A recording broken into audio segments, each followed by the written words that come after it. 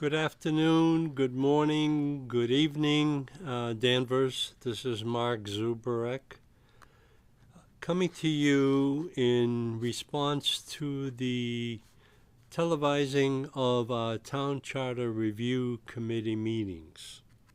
I have encountered a very good possibility of having this as a secondary treatment of what's going on, and I am pursuing this to address some of the issues that have been happening. After my comments, I am presenting to you the entire Town Charter / Town Manager Review Committee meeting that I televise as a volunteer, and I want you to see what actually is going on. I want to thank DCAT for filming this very important committee meeting, because this is the record of how, what, and why are we doing this in response to our community. Today, what I like to do is just give you a very brief introduction, but I want to make some points of what actually happens during the meeting. This meeting, as has been advised in our town warrant articles for town meeting, is to the warrant article itself reads as Article 7, Establishment of Citizen Committee, Chapter 294, Acts of 1930, and Chapter 13, Acts of 1949, to see if the town will vote to establish a committee with a minimum of 7 town meeting members appointed by the town moderator for the purpose of reviewing as well as updating Chapter 294 and Acts of 1930, the Danvers Town Meeting Act,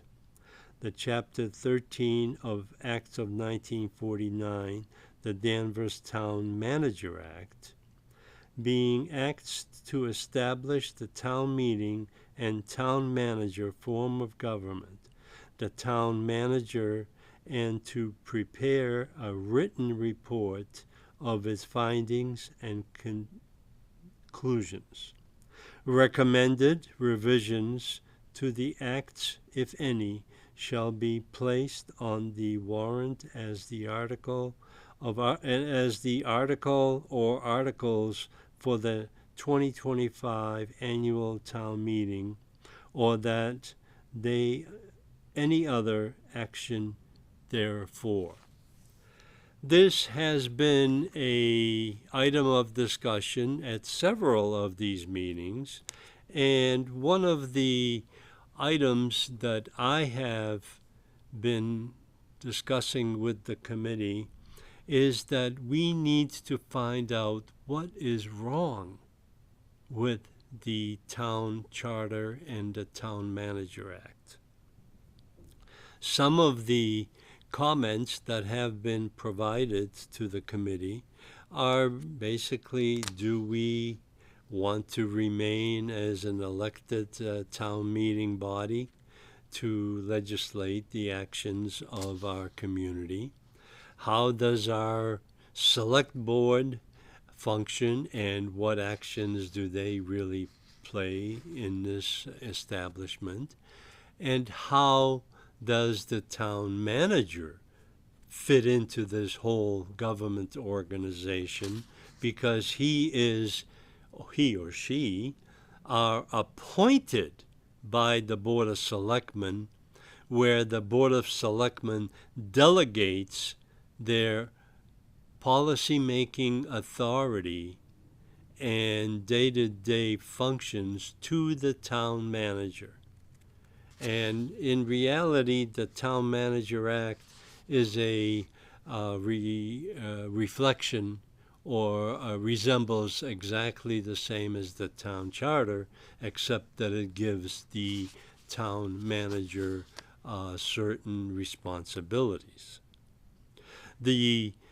I put together a very brief introduction to what my concerns were because, as you know, I have been a proponent of a town manager act and town charter review for many years, and this has not been done since the last review, which was very, very short, was in 1997, 30 some years ago. So now what we need to do is establish some reasons why are we doing this. And this is what the committee is struggling with. This is a strong Town Manager Act, limited policy direction from by the Select Board, and Select Board not providing direction, leadership to the Town Manager when it's appointed and not elected. Town Manager is acting as an elected official because he is appointed by the Board of Selectmen. Weak Select Board, current status, does not reflect and will of the voters because the Select Board delegates all responsibility of delivery of services, and Board also relies on the Town Manager for policy and political direction. Town Manager controls too many committee appointments, and candidates may not reflect the voters of this community because the Town Manager does not know or reflect on the community itself. Town Manager organization structure and the appointments of department leadership is his responsibility, but needs some confirmation and advice from the Board of Selectmen because they are the elected policymakers for this town. Municipal Light Board needs attention as to the financial and authority to providing the delivery of electricity and power. Does the Municipal Light Board need to be elected? Currently is being appointed by the Town Manager under his direct direction of functions. That's an issue that has been struggled with for many years, and the town needs to address that. Town meeting has lost the effectiveness of being informed and is lacking focus. The town meeting actions have been addressed by Finance Committee and Board of Selectmen and the School Committee, but the function of the town meeting, is it too big? Is it too small? Does it reflect the neighbors and residents of this town? That's a question. Town meeting attendance and participation. Members are elected and have no instruction as to participation, attendance, and what authority they may have. Attendance has been an issue, especially when moving out of precinct or out of Danvers. Town accountant position, which was discussed at this meeting, is a appointed position by the Board of Selectmen. There are only two positions that the Board of Selectmen have responsibility for appointing, the town accountant and the town manager. Now, that position has faded away where it becomes the accountant is the last resort to having a watchdog for the taxpayers and must be independent from appointing town manager. Currently, this is a ceremonial position required to legally sign some bills and payments. This position needs to be addressed, whether it stays or goes, because currently the town manager has his own organization of the finance director, who actually supervises the entire finance and accounting departments of the town. A recall petition is another item that needs to be addressed. Town clerk office and responsibilities, who are currently at this meeting, was a great presentation of the responsibilities and authority of the town clerk. But the town clerk is not an elected position in our town, and should it be? The question needs to be asked. The current town clerk functions very well because she or he also functions as clerk to the Board of Selectmen. Electronic voting at town meeting proposal may prevent any attendance and roll call issues if it's implemented, and assures the correct count of the votes that are being taken. Now, at town meeting, the votes are taken, like the budget is spent, or the budget is approved by a town meeting in 10 minutes. It's $150 million that is being approved and implemented by the town manager because the town meeting rubber stamps this issue. Consultants with former or even current elected officials determined what were the issues that impacted their terms of office and direction of our town. Consultation with former elected officials is an idea that's been presented to the committee, and it should reflect on the issues that the elected officials have encountered over the years and how those were addressed and resolved.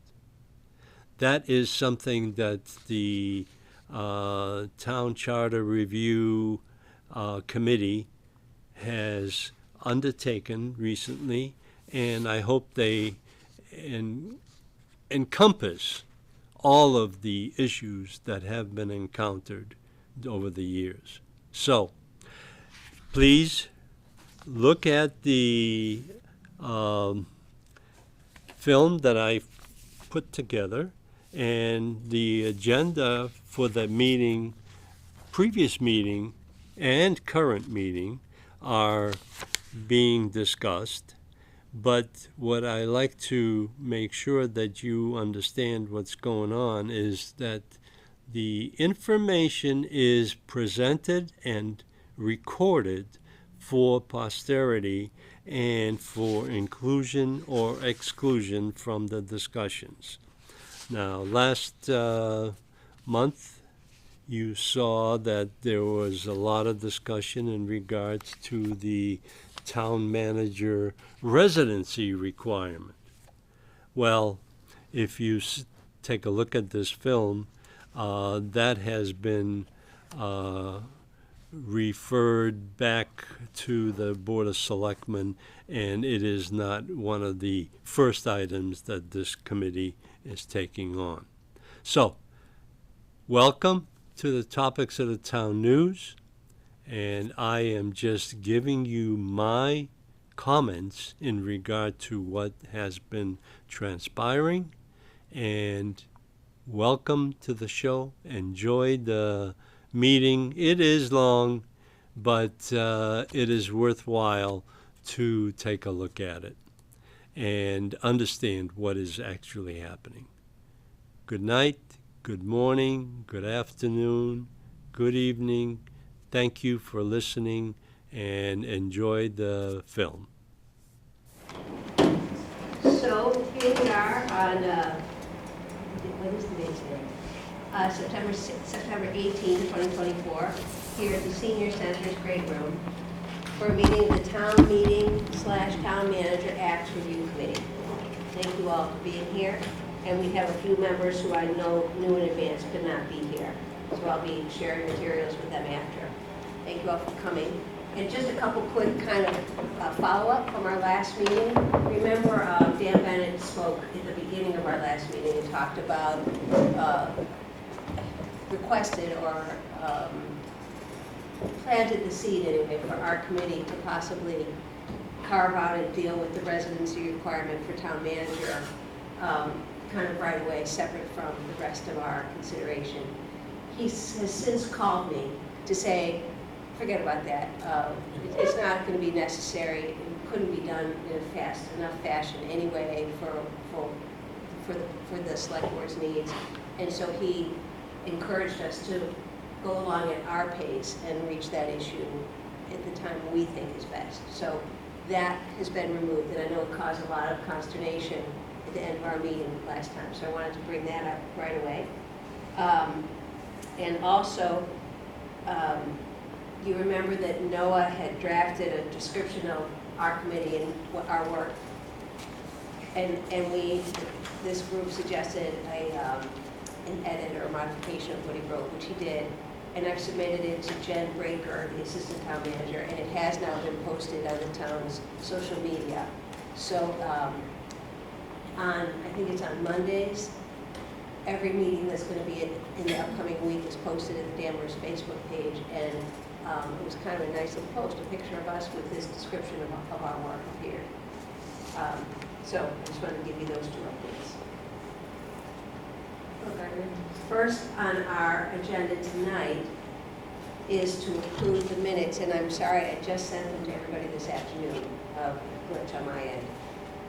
I had asked Kathy Ellsworth, our town clerk, to come tonight, so if you all don't mind, I always like to have a guest be able to present and talk first, so that when you're done, you can leave and we can do the rest of our work. So I appreciate you coming out on a school night, as they say. And you know, I went in and spoke to Kathy several weeks ago now, about the town meeting act and how it sets out the precincts and the voting and all that stuff, and it was just so interesting. And so she immediately pulled out that chart and started telling me all this stuff about the process, and all I could think about is, you guys are going to love this. I think it's really interesting. So Kathy, how would you like to proceed? Well, I did put together a memo for you, so I'm going to pass that around now, and I know we've gotten Mark might want a copy as well, but I kind of thought I would go over with you the most recent 2020 federal census, which is going to kind of give us a breakdown of why we broke it down the way we are and how it happens. So we're passing around now the memo that I did for you, as well as a smaller version of the big map. You can't really read this, but it's on the website, so if you need to go back to that. So these are two different handouts. I'm doing a break. It's two different pages, right, that we've just passed around? Well, one of this, you got the memo. You got the map. Oh, maps are coming. And I'll grab extras of these at the end. And we may or may not look at all of these documents, but I thought it would be best. Oh, you go. They're coming, sorry.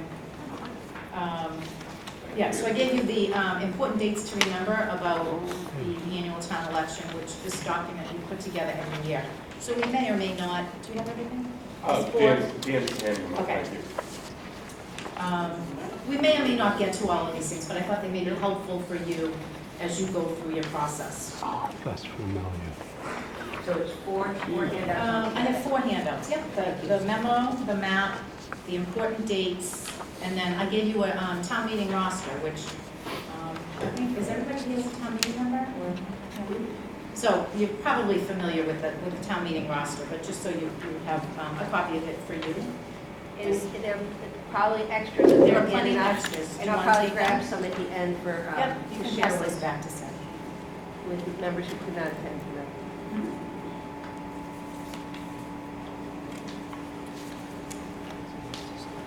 Thank you. So what happens every 10 years, the federal census happens, and then the map is created between myself and the Secretary of State Census Division. So what we do is work with them to rebalance the population based on the number from the federal census. So the latest federal census came up with a population of Danvers, and we're kind of looking at the map at this point, down in the legend on the right side.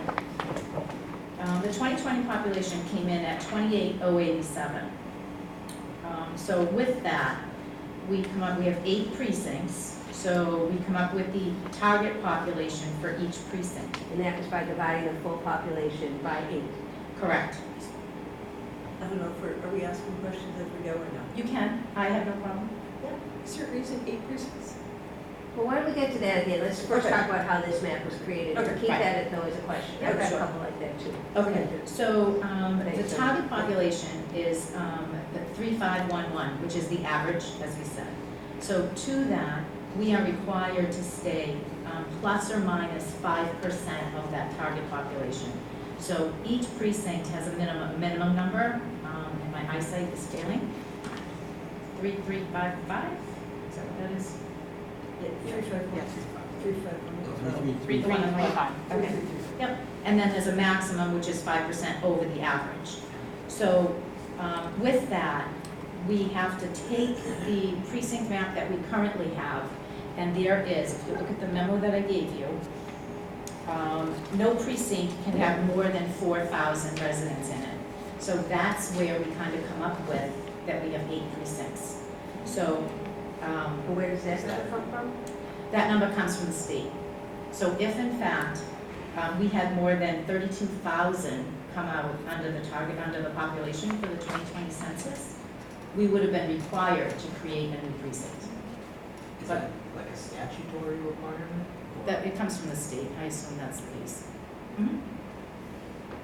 So these are the guidelines from the state. So no precinct can have more than 4,000. Each precinct must be within 5% of the average. We had to notify the residents who were changing, and then the boundaries took effect on December 31st of 2021. So based on that, we had to make some shifts, and the idea is to impact the fewest number of people as possible. So when you look at this map that I gave you, the dark lines were the old precinct lines. So up in precinct 6, there was a section there that, towards the bottom part, that had to be moved. It was originally in precinct 8 and got moved over to precinct 6. And then down in precinct 3, we had a few that we had to change in that area as well. So with that, we weren't required to add another precinct, but we just had to shift a few people. So it was probably, I don't know, less than 500 people we had to move to a different precinct. So those people were all notified that they were moved to a different precinct. And then with that, we were required to everyone had to run for re-election. I know we talked about that. That the year after the census is finalized, it's a rebalance of town meeting. So, and in that case, what we have to do is, we have 18 town meeting members per precinct, and 6 are up for re-election every year. So with that election coming into 2022, everybody was on the ballot. The top 6 people got the 3-year term, the next 6 people got a 2-year term, and then the bottom 6 people got the 1-year term.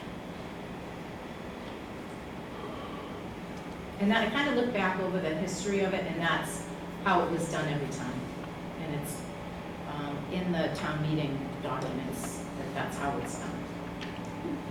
So we now know the answer to why there's 8 precincts. Yep. Here's a question that I have, which is, why are there 18 per precinct? Is that driven by state law as well? No, not necessarily. I did go back and look over time.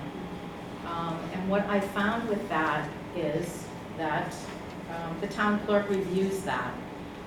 And we have had 18 in each precinct since 2012. Prior to that, we had 15, which was 5 in each term. From 2011 back to 1994. And then prior to that, we had 12 per precinct, which was 4 per segment. And 12 was the number that's in the town meeting act that we're reviewing. And that may be. I was looking at that earlier today. And who determines the number per precinct? The town clerk reviews that every year. And they just make an individual decision that, Well, and it, in my mind, it's kind of based on, you know, what is the interest in it. And really, at some point, we are, some precincts, we have people who, you know, there's a race in the precinct, and then other precincts, there's not that much, and we, you know, are short on town meeting members. So I think where we're at right now is a good number. I think what we'll find is, so if we get to 32,000 people, which I don't know that we would in the next 10 years, but if we get to 32,000 in 2030, This is in population size. in population size, we would be required to add another precinct, which would spread things out. Right, so your counts per precinct would go down. They would have to. Couldn't we just have 18 for the next, for precinct You could, Right. Yeah. Okay, yeah, you could do that, or we could go down to yeah. 15 per precinct. So were you around when they bumped it to 18? No. So No. when, That's just curious to so it sounds like part of the analysis on this question is how many people are running, and when you look at the ballot sheets, are there that sufficient people running for the openings and so on and so forth, or are you facing elections where not enough people are running? And so you kind of keep an eye on that Right. in the generalized decision that 18 is the right number. And it always has to be divisible by 3 because every, Right, so when you say either add or remove, it's not 8, because you have to do it in groups of 3.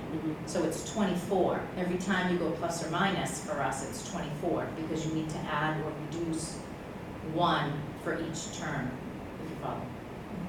Does that make sense? So the number is 24, so you would either add 24 or reduce by 24. as know. opposed What is the total? The What's total. number of Right, town it'd be 3 per members? precinct. Right, it's 3 per precinct, 1 for Okay. each year, to keep that number consistent. See, the media doesn't like this discussion. This is all stuff I love to talk about. Thank you for inviting me. Has there ever been a census where things didn't change, where there was no need to rebalance? I don't know that. I don't know that number exactly, but I had a number here when,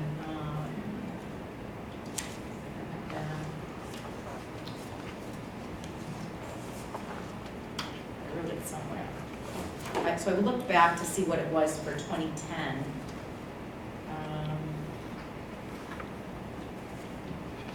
Bear with me.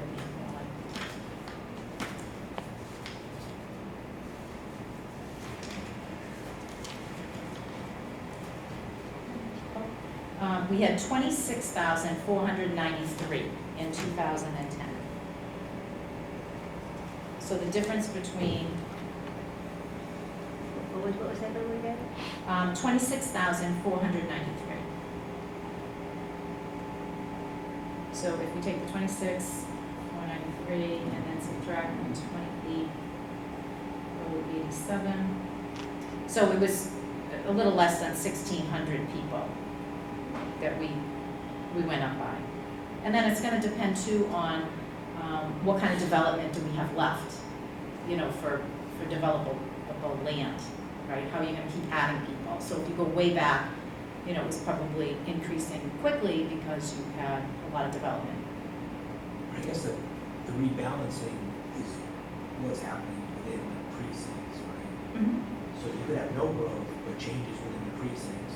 You always have to stay within that plus or minus So you have to 5%. maintain those, within those buffers, you might have to shift things, even if there's no population change, you might need to. You still might need to move things around a little. Yeah. And the idea is to impact the fewest number of people. Yeah. And I guess that's what I'm asking, is if you're aware of a situation where you didn't have to do that, like. That would be wonderful. I would Yeah. love that. But I Probably, imagine it's it's unrealistic. Yeah, probably, it's unrealistic. But, so the way, when we do this rebalancing, this time, we were able to work with the Secretary of State electronically, where it's all computerized, and they would send me a map, and we would look at it on the computer screen together. The one before that, and I think I probably had like just come on board at that time, I remember seeing the maps, but the state would mail us the maps, and they'd come in a tube, and we'd lay them out, and you'd have to kind of manually do that. Down to, like, when you have. So it's smooth, you know. I meant to bring with me, just for a visual, there are precinct blocks. So the map is broken down, and if I don't have it here, I will get a copy over to Sally, just so you can visualize. But the way it works is, like each street has their little blocks of people, and it's kind of like putting a puzzle together.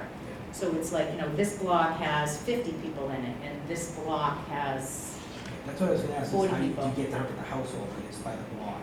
it's by the block. So when I say block, it could be like part of a street, or a whole street, or a neighborhood. The boundary lines have to be like the center street line, or a highway, or a rail bed, or a waterway. So there are certain things that can be the boundary lines, and other things can't. Like you can't just break a street, you know, the opposite way. It has to go down the center lane of a street. Kathy, if I'm correct, you said that you liked the idea of 18 town meeting members per precinct. I think it's a good number for us. Is there a reason why you feel that way? Well, because when we have our elections, there are certain precincts that there is competition for those seats. And then there are others that we have to struggle a little bit more to get people to So come in. if I'm hearing you correctly, so you like the idea because it opens up the possibility of more people getting involved, is that? Well, more people getting involved, and then you've got, when you have an election and you have people who are vying for those seats, then those are people who really truly want to do the work. Whereas, you know, if people are making the calls saying, hey, you know, we're really short of precinct 5, can you please come? I think we've probably all been involved in a caucus where, you know, people are on the phone calling people in a meeting, you know, hey, we need a seat, you know, can you come, can you come? Do those people really truly want to do it? Or are they doing it just to fill the seat? Thank you. If that makes sense, I don't. Yeah, no, I I understand. mean, everybody Thank you. has their reasons why, you know. Yep. Right. So one of the ideas we've kind of kicked around is, would it make sense to drop the size of town meeting? We're just a general discussion point at this point, but the mechanics of it are important. What do you think the impact would be? And I guess nobody has a crystal ball and can tell the future, certainly. So I'm not trying to like put you on the spot there. But what if this committee recommended, let's drop from 18 back to 15?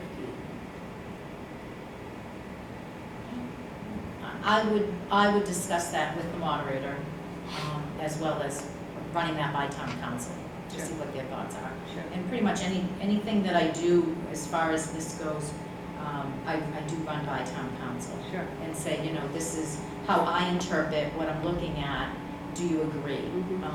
And, you know, and town council sometimes has to check with the state to see, you know, and I get confirmation back. Sure. I something mean, like I would that. imagine anything that this committee does, if we vote to make certain recommendations, I think anything we recommend would run through town council anyway, so that's an important point, because as you've described, there's a lot of state involvement in this stuff, like how many precincts. Right, So, and we didn't know that, it wasn't in the act, right. Well, because that's a state. state law. One of the things I did come across as I've done research along the way, at some point in time, town meeting was like a percentage. It was like 1% of the population. is how they determine. Yes, somebody asked me, somebody sent that language to me today, and it's not in our current act, and I started No. trying to figure out, has the act been amended again, how did we miss I it? think it was in 1973, there was some changes. Okay. But anyway, go ahead, I interrupted your thought. No, that was really what I was gonna say with that. It was, I think in 1973, that it went from like a percentage to, you know, number closest to, and then now it's like the town clerk will review it in January. No problem, I'm on it. I had kind of pre-written some questions based on our prior discussions, but please, if anybody has stuff, just dig, jump right in. I don't mean to be hogging the discussion. Do you happen to have a copy of the Town Meeting Act? I can hand you one, because I've got some questions on some specific language, and again, you might not. Here it is.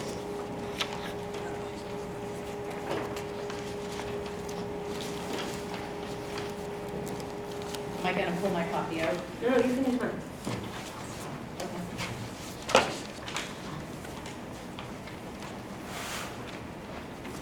So, in section 3 of the act,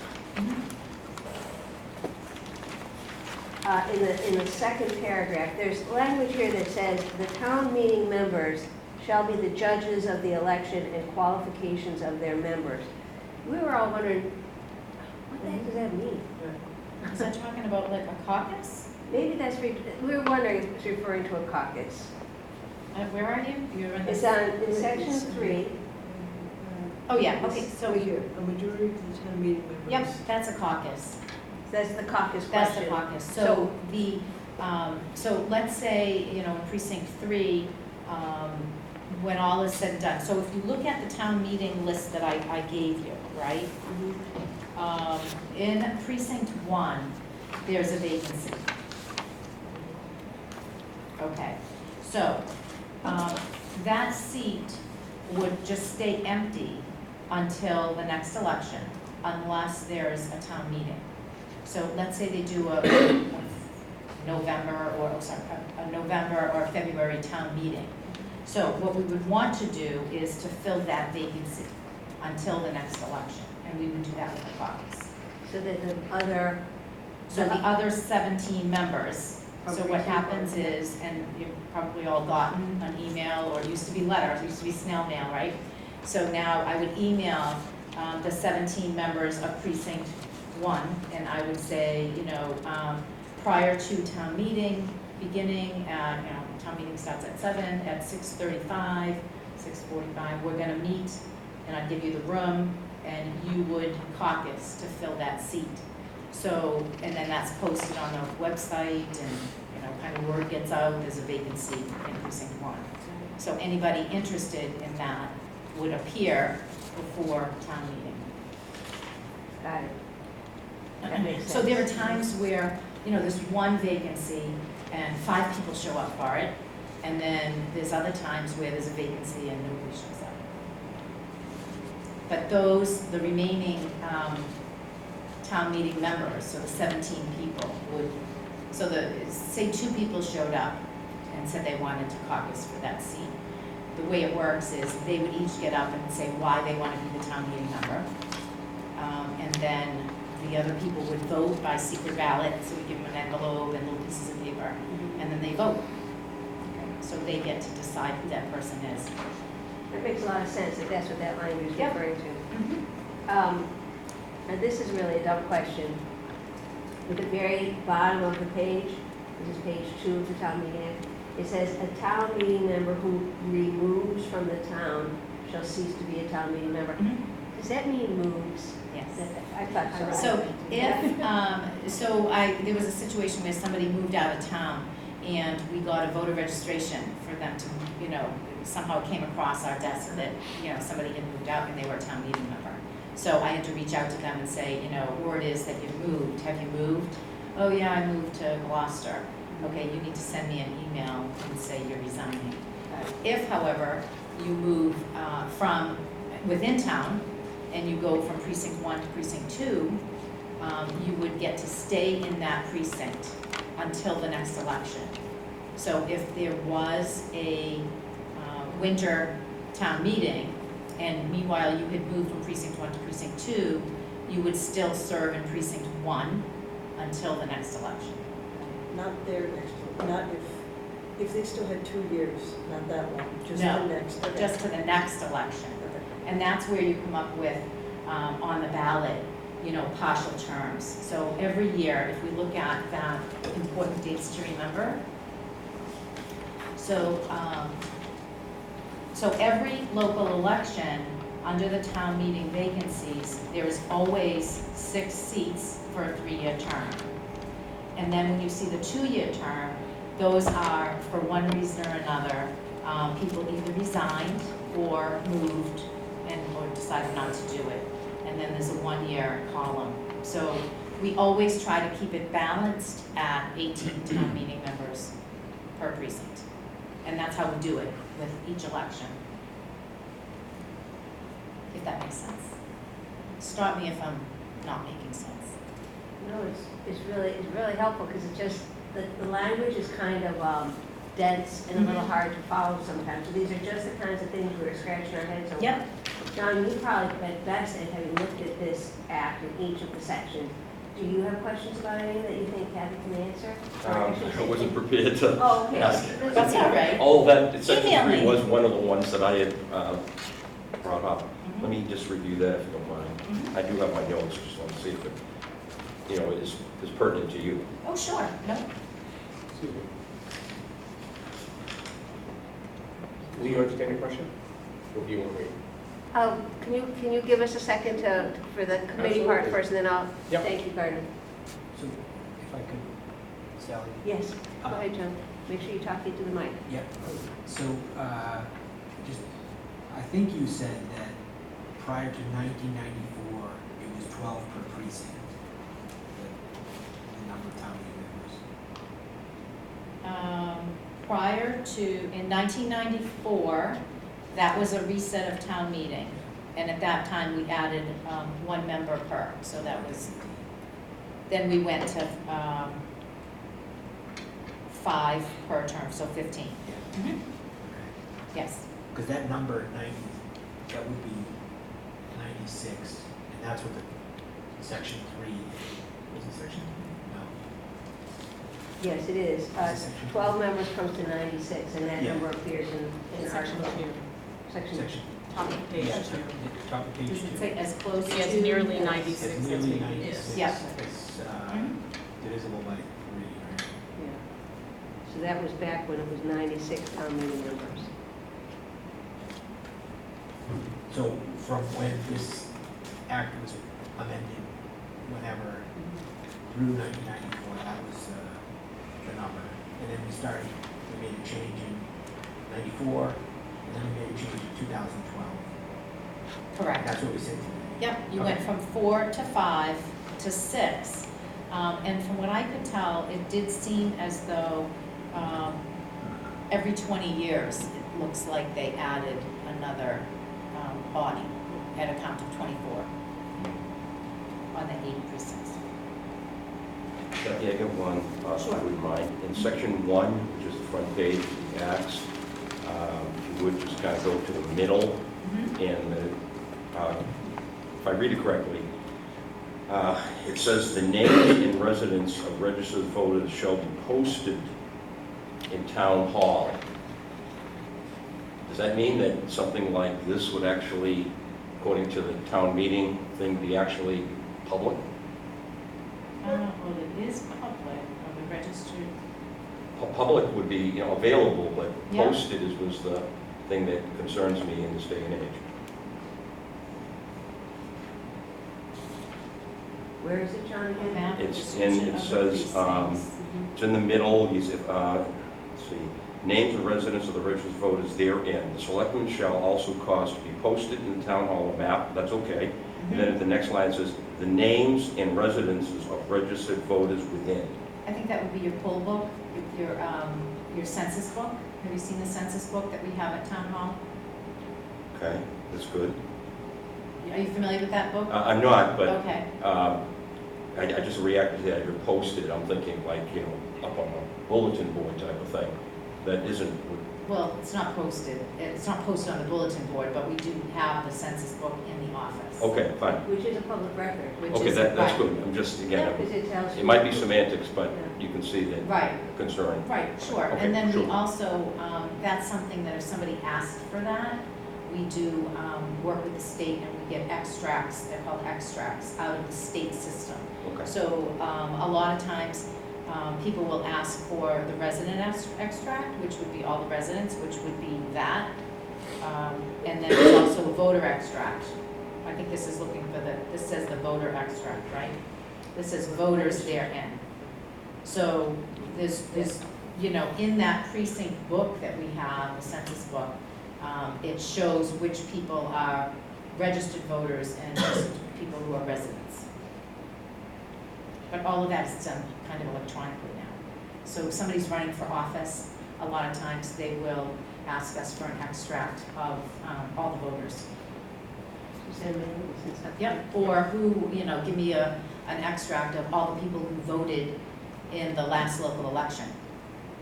So, again, I'm not trying to be, but again, some of our charges to kind of clean up some of the stuff that Absolutely, might have yes. been okay in 1930, Yeah, but really doesn't apply to our present culture. right, In that same section, they say, they shall also cause to be posted in at least one public place in each precinct, a map or description of the precinct Mhm. with the names of residents of registered voters therein. mhm, Now, given what you told me about the register that you have in Town Hall, yep. I'm thinking that that line would be irrelevant in now, correct? Well, We could strike that. I would say so, yes. Now, we all vote in one place now at the high school. So, you know, at one point in time, you had 8 different polling Yeah, locations. that's right. I get that completely. In Yep. smaller Yep, so that community. probably could be cleaned up a little bit, sure. Okay, good. That was really my Yep. thought. Okay. So one of thanks. the other pieces that goes along with this census, and the select board had to vote on the precinct map, as well as there's a written description that, for each precinct. So the written description, and I don't believe I have a copy of it here with me, but it's precinct 1, you know, starts at the line of, you know, one of them starts at the Peabody line, down, you know, Newburyport Turnpike, turns left here. So there's like a whole step-by-step direction that maps out each precinct. So the select board votes on the map as well as that precinct description that I work with engineering to create.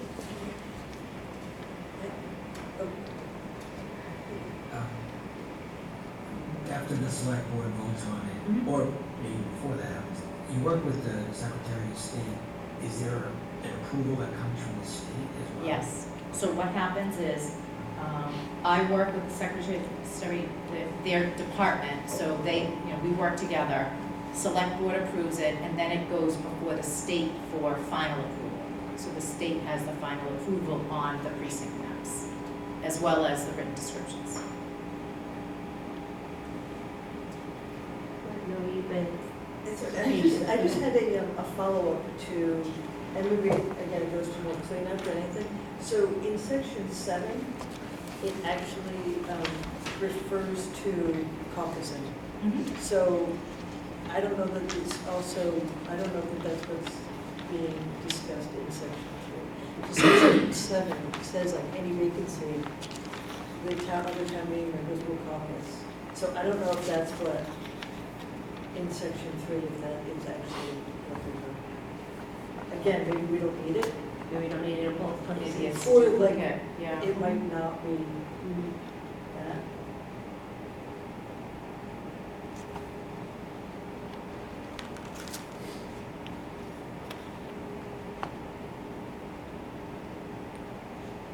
Well, one of the things you may want to do is, where it says mailed, we may want to change it to something more like notified, because, you know, snail mail is kind of a thing of the past at this point, which would leave it open, because I do have, if you look at the town meeting roster, There are a few town meeting members that do not, there's one, I'm looking right at him, that he does not have an email.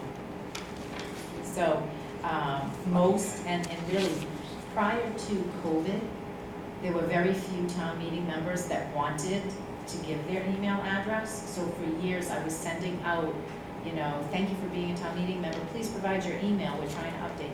And not many town meeting members wanted to provide that. And then when COVID came, and we had to, you know, struggle to move things quickly, I had to reach out, call everybody, and get their email addresses. So there are, you know, we've got most of them at this point.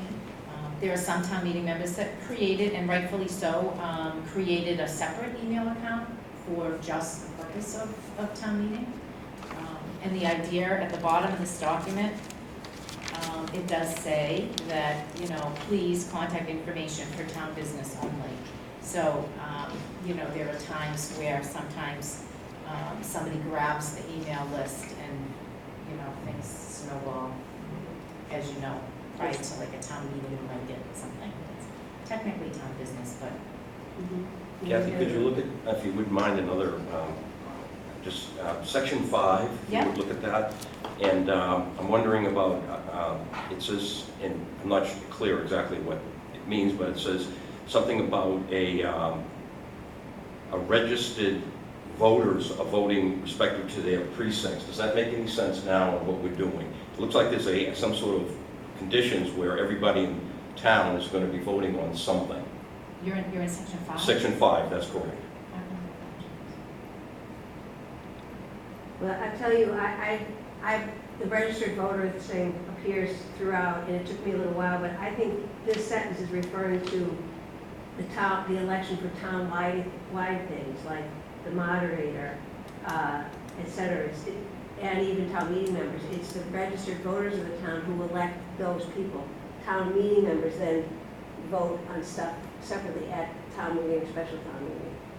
I mean, this sentence maybe can be made a little more clear, but I think that that's what that's referring to. So it's referring to the smaller elections we have within each of the areas. It's not this town-wide. No, it is type. referring to a town-wide election. The Oh. registered voters Oh, I of see. the town I see what you're saying. Yeah. vote for instance, the moderator. Kathy, is that how you see it? Well, I think that in my interpretation here is that each registered voter of the town will vote in their respective precinct.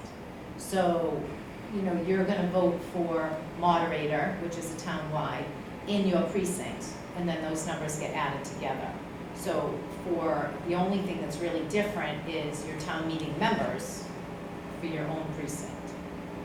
Thank you. And it used to I think matter this when, is okay. yeah, when the voting places were scattered around town, and now it's all in one place, so. Correct. Sorry, John. As I read, it starts out by saying, I'm sorry, it starts out by saying the articles in the warrant for every town meeting, so far as they relate to the election of the moderator. So it might be that they're referring to, if there's something on a warrant that affects how we do elections or something like that, that goes before the voters as opposed to being something that the town meeting could approve. I mean, because otherwise, you wouldn't have something in an article in a warrant about who's going to be the moderator or who's going to be a town meeting member. That would have been decided in the town election. So, I mean, it's not entirely clear to me why we have this if it's not something other than the elections. It might be something relating to the elections, like to the extent. Are there some things, though, that, I'm just trying to think, we've never had a Proposition 2.5 override. But if town meeting were to approve such a thing, it then has to go to the registered voters to be passed, right? So maybe it's referring to those things that town meeting doesn't have the authority to accept without the vote of all the registered voters in town. What do you think, Ken? Last year with the Historic Preservation Study Committee, and we were looking at some language of state laws having to do with historic districts. And they sometimes refer to town elections also using the word town meeting. So everybody going to Danvers High and putting their ballot in the box, somehow the word town meeting covers that also, even though that's not how we would think about it. It probably just goes back to when it was all an open town meeting, we didn't bother using the ballot. But weirdly, the state law didn't differentiate that from town meeting when it was talking about like how towns could opt into this certain law. It was at a town meeting where it's, some phrase, it was a town meeting as part of the town election. So somehow legally that's a town meeting, even though to us it's just the town election, but it meant town election. So the way they use the word town meeting here kind of seems to fit that. Can't really tell you it makes sense, but I had seen that only that one place before. Do you recall if the term warrant got mixed up in that mess too? Because that's what hangs me up on this, is the fact that they are referring to articles in the warrant. Whereas I would think of that as only at the, Yeah. what we think of as a Right, town right, meeting, but not a. did the mishmash that you saw, did use that word as well? I don't think he used the word warrant, only the word town meeting. Yeah. I guess I'm wondering how we can resolve the intention of the language in here.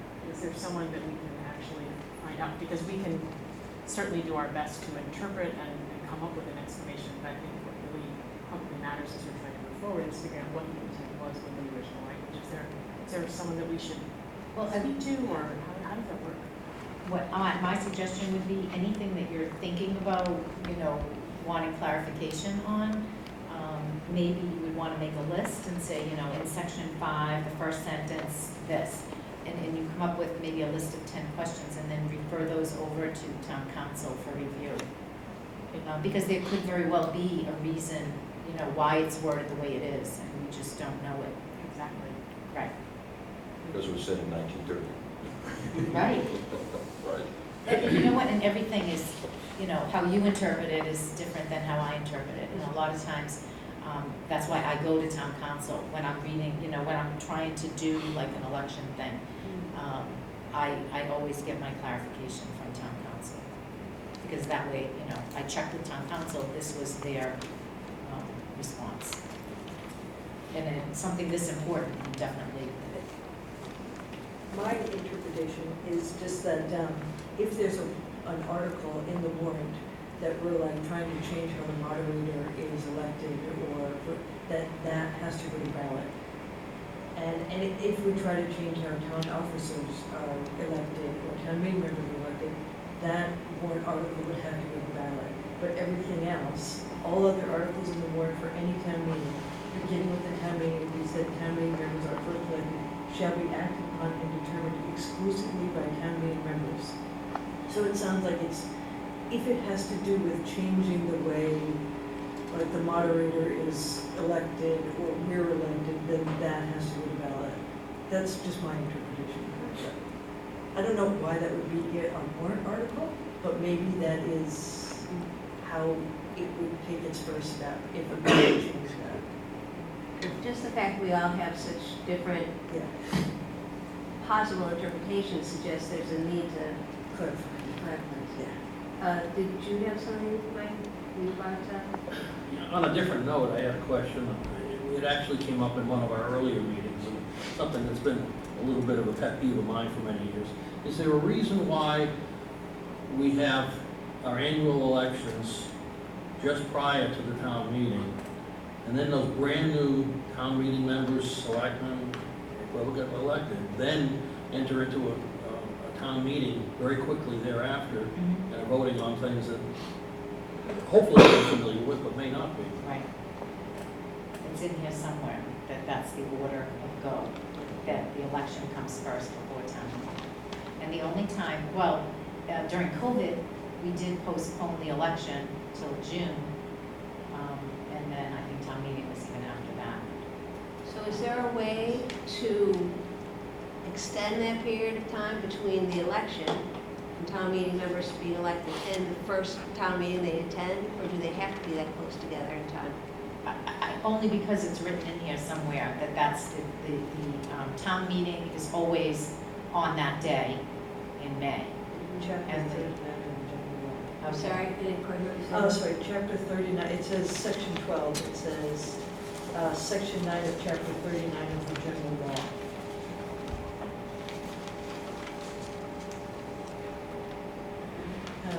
town of Danvers shall hold its annual town meeting and election as set by town bylaw in accordance with section 8, chapter 4 of the general law.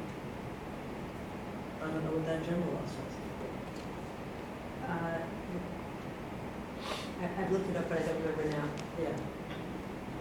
So Well, we I think that- can continue to look into whether there's a way to extend that time frame at all. But I had a feeling it was driven by statute, both the election date and the date of that first annual town meeting. I think this is section 39 of, chapter 39 of the general laws. Those are probably the election laws.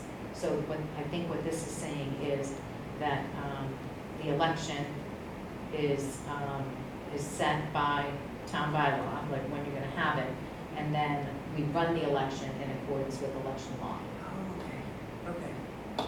So can we assume that there is some flexibility in changing? I think I believe there would be flexibility in changing those dates because all towns don't hold their meetings on those days, nor do they hold their elections on, they're not all on the same day.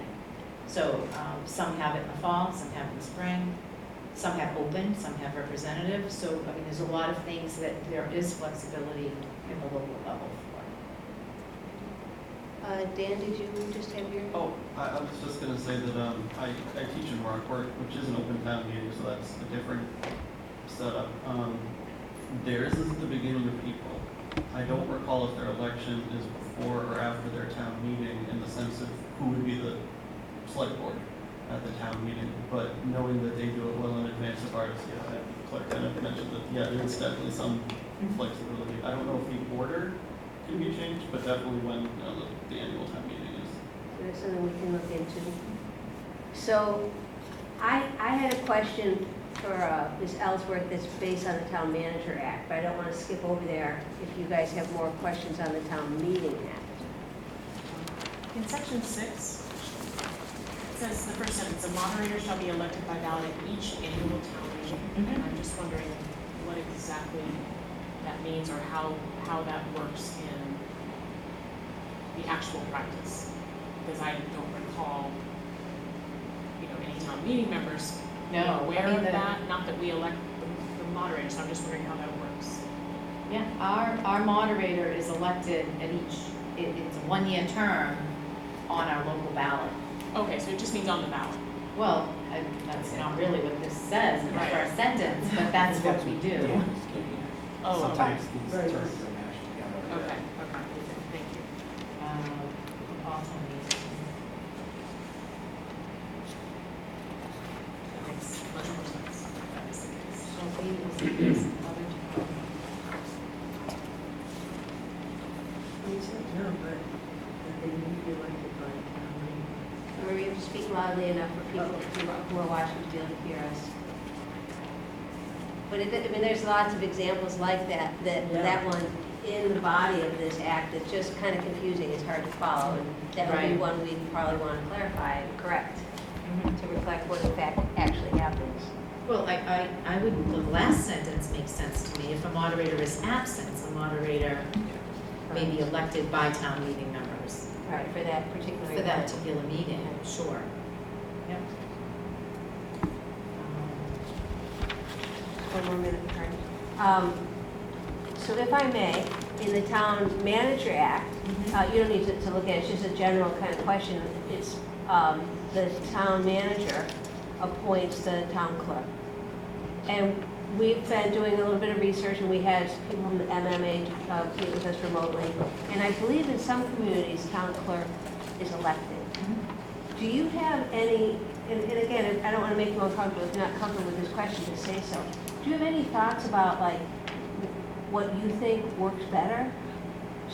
Do you know what I mean? Have you ever thought about that? Is that?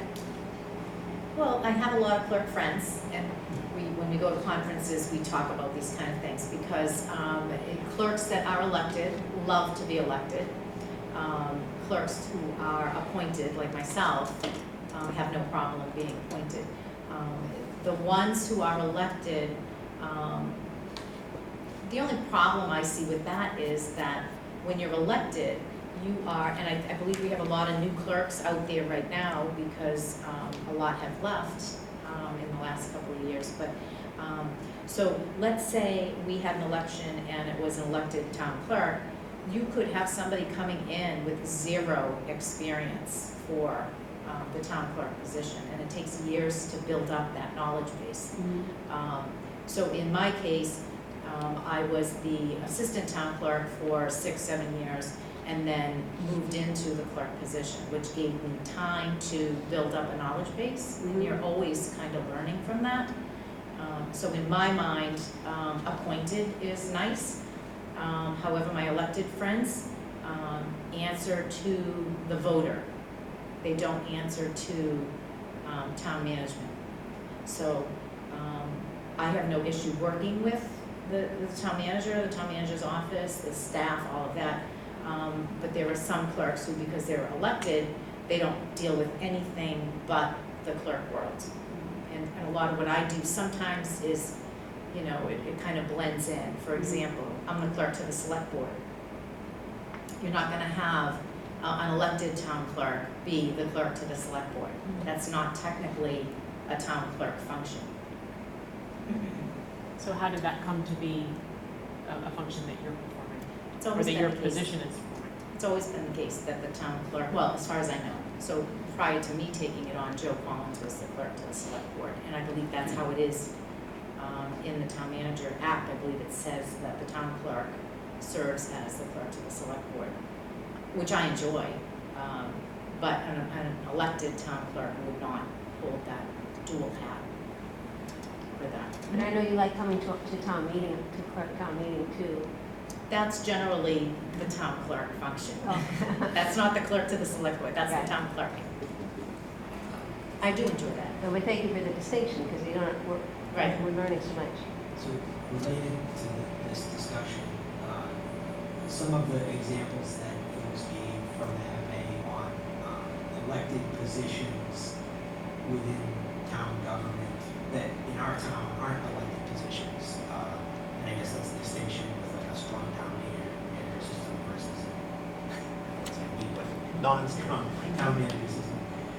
But one of the drawbacks they said for some of these elected positions, having people serve as elected and versus appointed, is that there's a lot of like certifications and education and technical knowledge that they require that makes it really difficult for someone who's elected.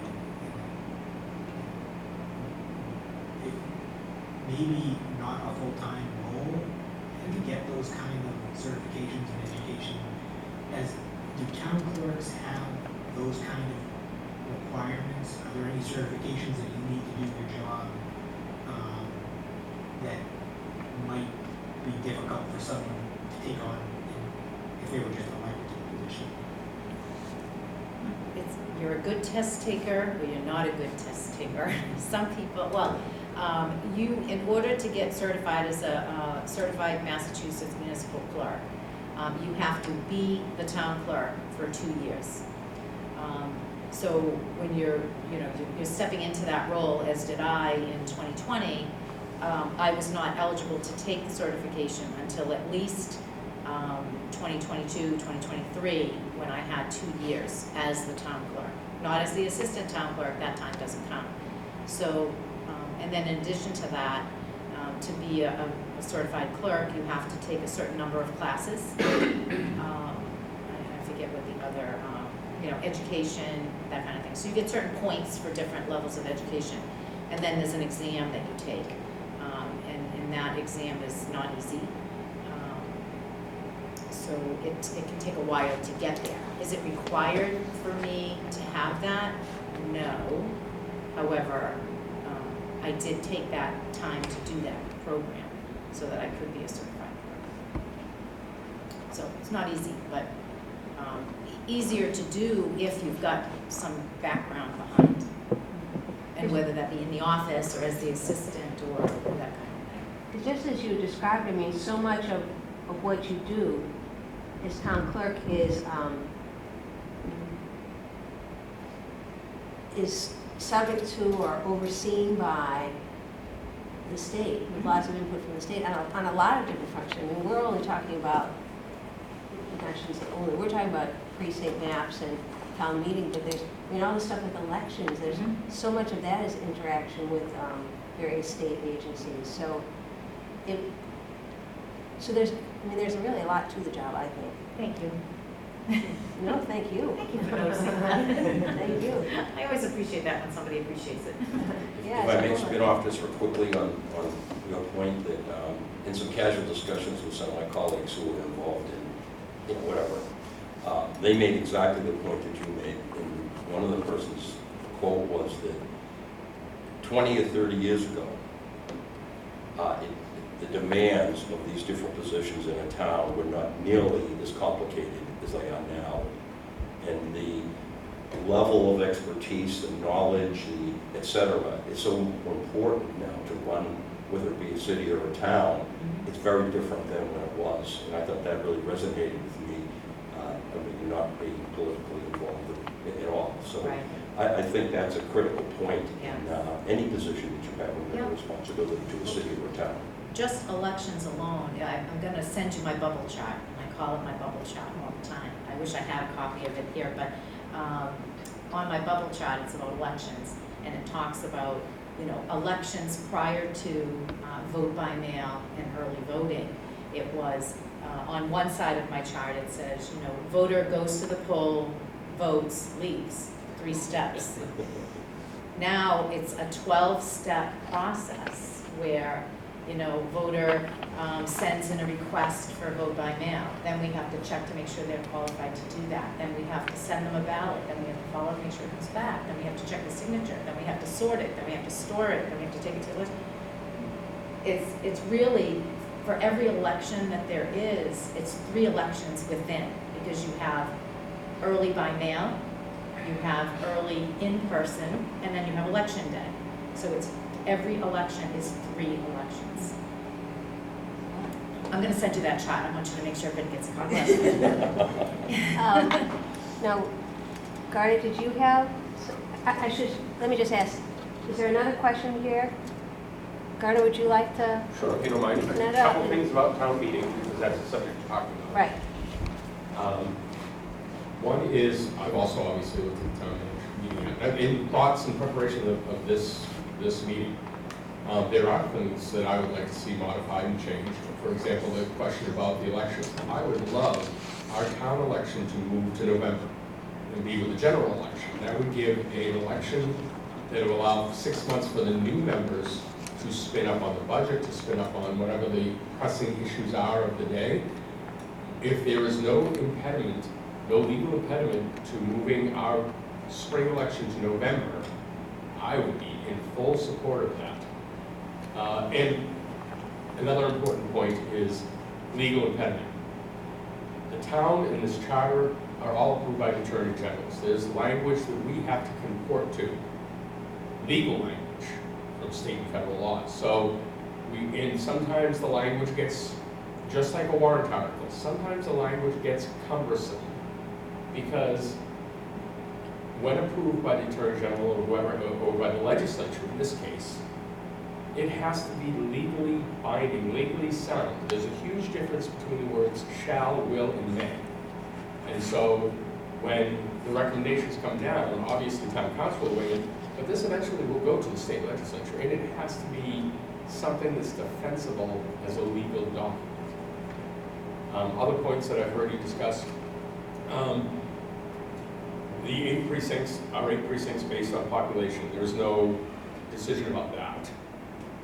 The number of people in precincts seems to be, and I agree with Kathy, and again, I've been through 2 censuses and the modifications based on those 2 census actions. The number seems sound. We don't have a large number of vacancies. Sometimes we beat the bushes to get people to come in. Sometimes we don't. Sometimes we have, and if you go back from 98 when it was 12 to then it went to 15 20 years later. And if you note that the last census increase over 10 years was only 1,600 people. People think the town's exploded. That, if you read social media or whatever, you think the town's just being packed with people. The reality is we're getting less than 150 new residents per year, which is lower than the state average and lower than the national average. But that's 1,600 people in 10 years. That's 2 people per precinct if you divide it by 8. And you have to go to a third because so you either, average up or average down. So I think that 18 is a good number, and if we went up by 16 in the next 10 years or 20 years, then it's a good consideration for going up. The other thing I'm going to ask a more personal, Kathy, you said that if someone in the precinct in a mid-year moves, and I'm going to use a personal example, my daughter bought a condo. She's a town meeting precinct 4 town meeting member. She'll be moving after the condo gets done and all fixed up, and probably sometime in the next month or 2. And she planned on telling you so that they'd be. Are you saying that if there is a late fall or early spring ahead of May, ahead of the elections, she would still represent precinct 4? Is she still living in Danvers, or does she Yes, move out of she'll be in Danvers? Danvers. So she would still be able to serve until the next Oh, okay. election? All right, she thought she had to resign, and at the next special town meeting, there'd be a caucus. I didn't know that if there were caucuses at the specials. I can double check that and get back to you, but I'm pretty that's great. certain. 95% certain Okay. on that. Okay. She'll be excited about the answer. And then the last point I wanted to make, a couple of other points. One is, I think you have to look at the charter and consider precincts as a construct, not as a physical location. Because even though we all go to the same place to vote, we are still voting in your precinct, in the concept of a precinct. So I think don't get muddied up by the fact that we went from 8 individual locations to 1 singular location. You're still represented as a entity within that building. Don't look at it, don't think about the building or where it is, think about the construct of what's your town meeting. Because I still serve in 4, or I live in 4, no matter the fact, and I go and vote in 4. I used to vote at the prep, now I vote down at the high school. I vote in 4 because that's my precinct is carved out. So you just want to consider that when you, and the other point that you were raising, and I'll mention it now because you raised it, was the elected versus appointed. The clerk's office is probably one of the 1 or 2 most legally administrative offices in town. And we've been really fortunate to have long institutional knowledge and history within that office for quite a while. I don't believe that office, because it's not generally a decision-making office, should be an elected position. I understand the select board is elected. We make decisions. You can consider other positions might want to be elected. They make decisions. The town moderator makes decisions that affect the outcome. The clerk makes sure that we are legally following all the rules and documents all the appropriateness of those, but it's not the, I'm going to raise tax rates, I'm going to change a plot line, I'm going to do certain, I'm going to allow this building here. They're not making that kind of decision making. So I would not support the clerk's office in a highly administrative function being politicized. And we all know how, in this world, how things can get politicized.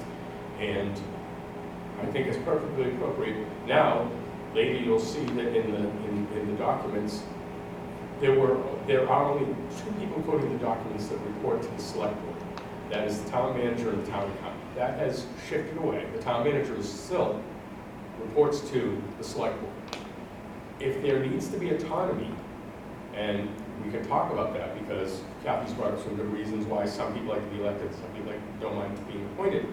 If there should be a level of autonomy where the clerk serves at the direction of, but is responsible to the select board, you may consider that.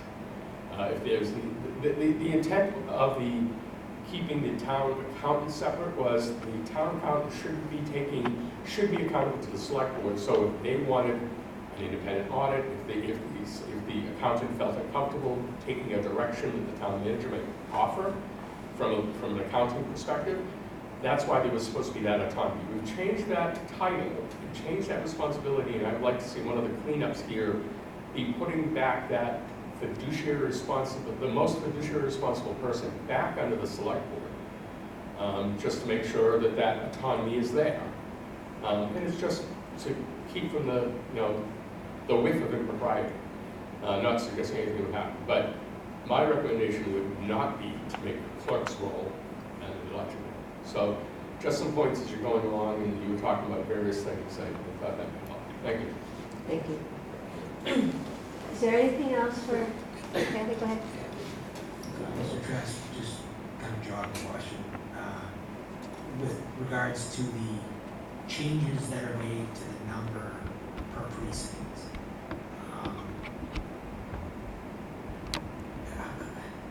is that something that the town clerk decides? Or is it the town clerk makes a recommendation and the select board? I believe the way it's worded is that the town clerk reviews it. I would never make that decision on my own. I would look to the moderator for consultation, and then I would go to perhaps the select board for clarification on that.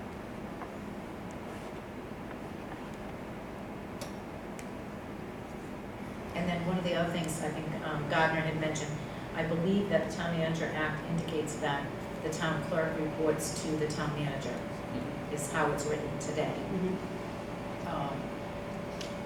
I guess I wouldn't have a preference whether that moved to select board or town manager. I think in Danvers, in our particular case, where the town clerk is also the clerk to the select board. There's plenty of exposure back and forth. Right. Which, I mean, I think it makes a lot of sense for the town clerk to report to the town manager, because there's a lot of interaction between what happens in my office and what needs to go through the town manager's office. I think that makes sense for that. Anybody else? Did you have a question, Mark? Of course I do.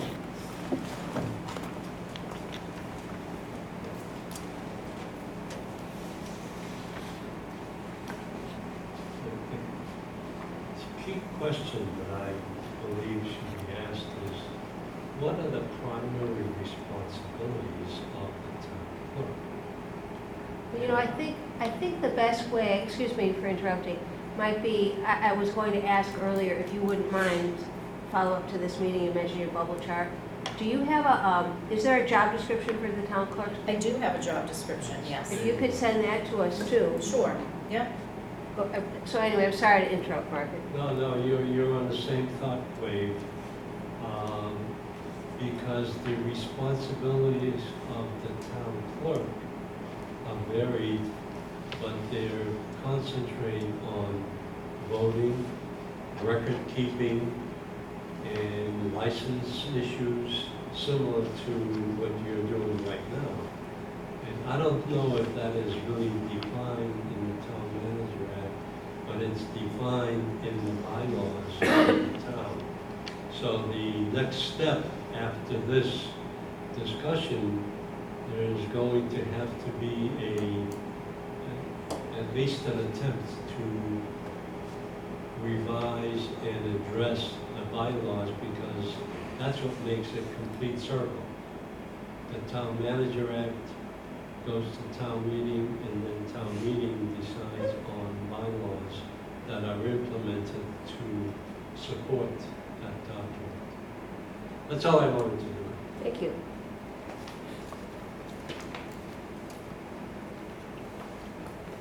Anybody else have a question for the town clerk? Thank you so much for coming tonight. Thanks, Really Dad. appreciate it. Did anybody have any questions about going over the election process on this chart here? This is for the upcoming. Well, this is just a sample for the May 7th that we just had in May. And I thought in your memo, you wanted to talk about the process for elections. So I don't know if you want me to kind of go over that a little bit, how I do that Sure. each year, and then if there are any questions on that piece, we can certainly go over that.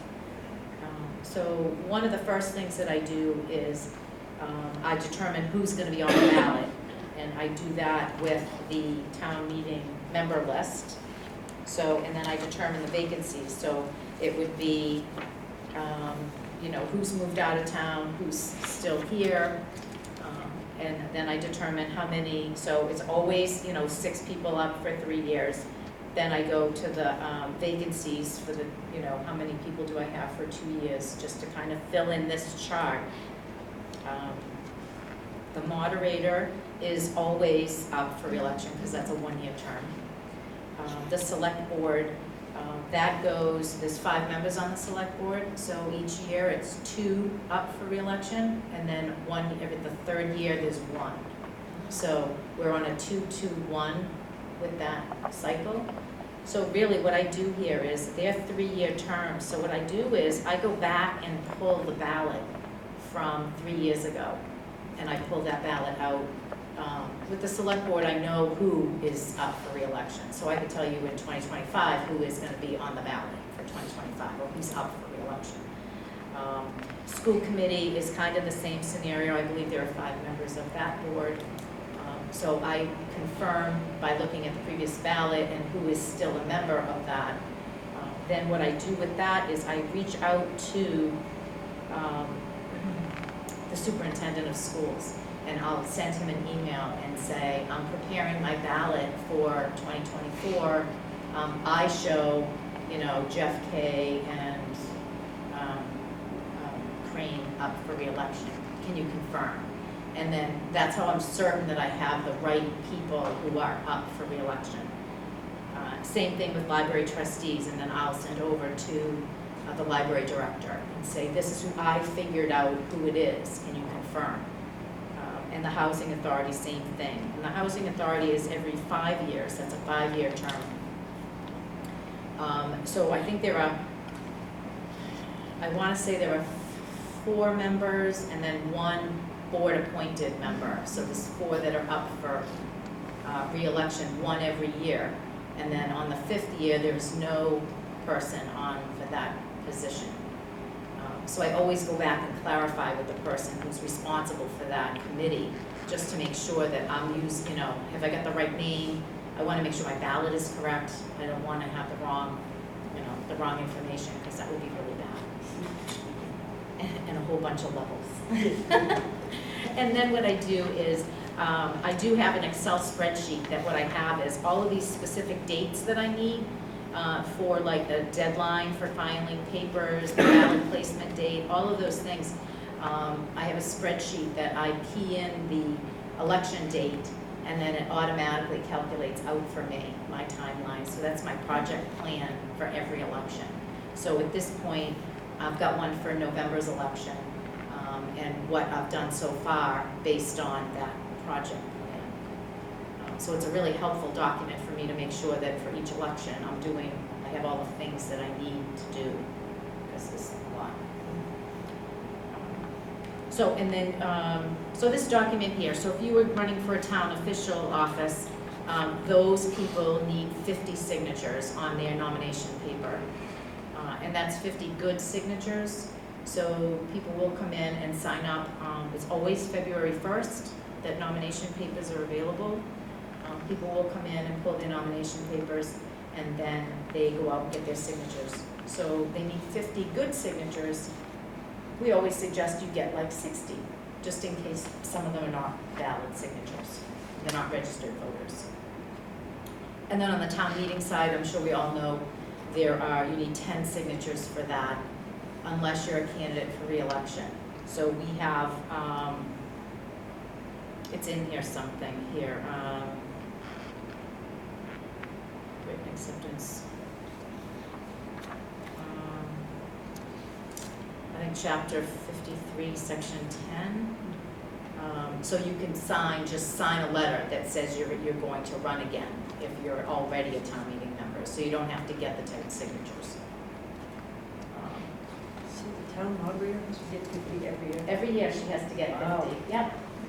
Yeah, and then actually there was, if you were to look back at the ballot for 2020, I think because of COVID, there were several people who weren't able to get all their signatures because it was very difficult to do that.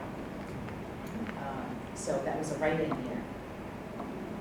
Yeah, so it's COVID was, Yeah, well, it was hard. You couldn't get out to get what you needed, so it was a very difficult year. You're knocking on doors. Well, people weren't answering the door, right?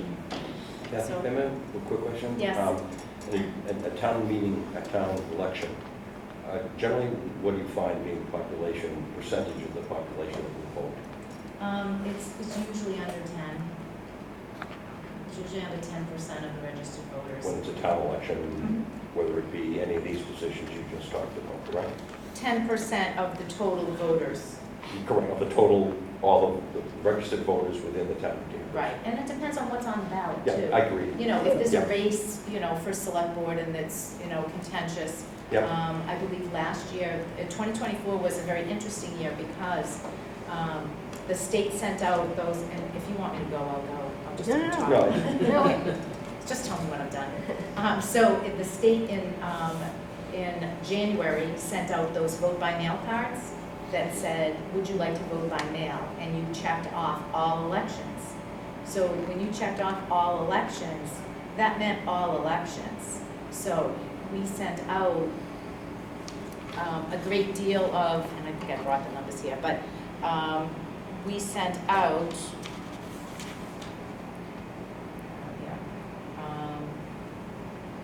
so for the May election, we sent out 3,715 ballots because people checked all elections this year. And the select board voted to allow vote by mail. So, 3,700 went out to people who, that's more than we have vote in the election at all. So local ballots went out for 3,700 people, and we got back 1,800, which was a lot to get back. And I think a lot of that came from people got the ballot and they're like, oh, I got this ballot. Oh, okay, I'll send it back, which is great. So I think we had 18% Thank you. in May of this year. So it's, the vote by mail I think is a great thing. It has improved participation, and I think the idea behind that is to allow people to vote the way they're comfortable. So some people are more comfortable voting by mail because they don't want to go out. Some people want to do early in person. It's easier to get into town hall maybe than to get to the field house. And then other people adamant, I will vote on election day at the polls. That's really interesting. Go ahead, John. I just had a question, going back to that language in section 3 where it talks about the judges of election qualifications of members. I take it that you are the judge of election and qualifications to be valid. Where are you here?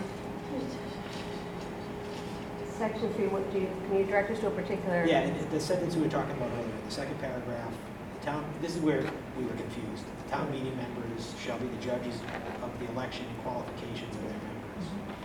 But for town elections,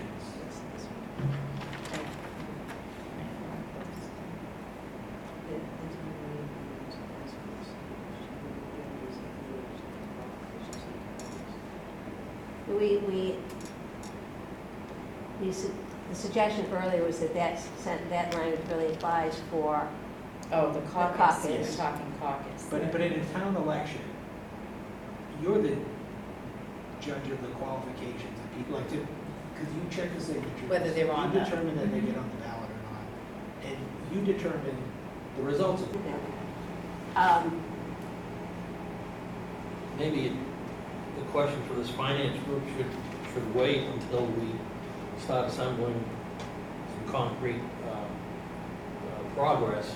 And then if we stumble across something that's unclear to us, then ask serious questions. Rather than try to get blanket statements in advance, just ask succinct questions later on. I think that makes a lot of sense. We could wait a while to do it. What do you all think? I mean, I think there's a value, though, for sort of like a higher perspective, in addition to if we come across specific questions. So I think we can have our cake and eat it too. Like, we can take both approaches.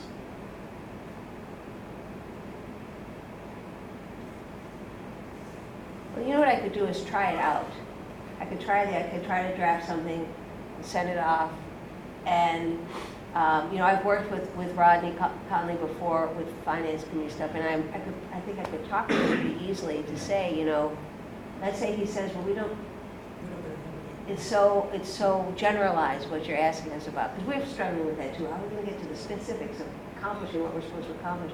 And if he comes back and says, well, you know, we really don't have a whole lot to add right now, I can say, well, can we come back to you later then? So maybe I can pose it and then have that backup position if it seems appropriate. So, Just kind of on your point, would we be looking to have some of these folks weigh in earlier because we are looking for information to help us make a recommendation still about if we're changing a form of our town government? that's I mean, going, we're back into the documents themselves, which of course is for our specific form of government. But are you kind of getting at that perhaps we would want them to come sooner because we feel their input would help guide us in that larger question? Yeah, and I'm not looking at it in the larger question of form of government, like do we change our form of government, but just, is there an even small, like down lower than that, is there a need to adjust in the town charter where things sit? And should they be responsible to someone else, or, you know, without necessarily changing the whole form of government? Like they might be able to add their insights that might help us with that, bigger I guess, question. lower scale big question, right? Would it be appropriate to ask Gardner's, he seems to be. Well, right now we're attention. kind of talking about how we're going to proceed Right. as a committee. So excuse me for a minute, Gardner, because one of my other suggestions tonight was that I was going to suggest to the committee that perhaps we should ask former select board members, like Gardner, like Diane Langley, like Keith Lucy, like Bill Clark, if they would like to give us some insight, either in writing or in person, about how does the town of Danvers, how does the municipal governance work here?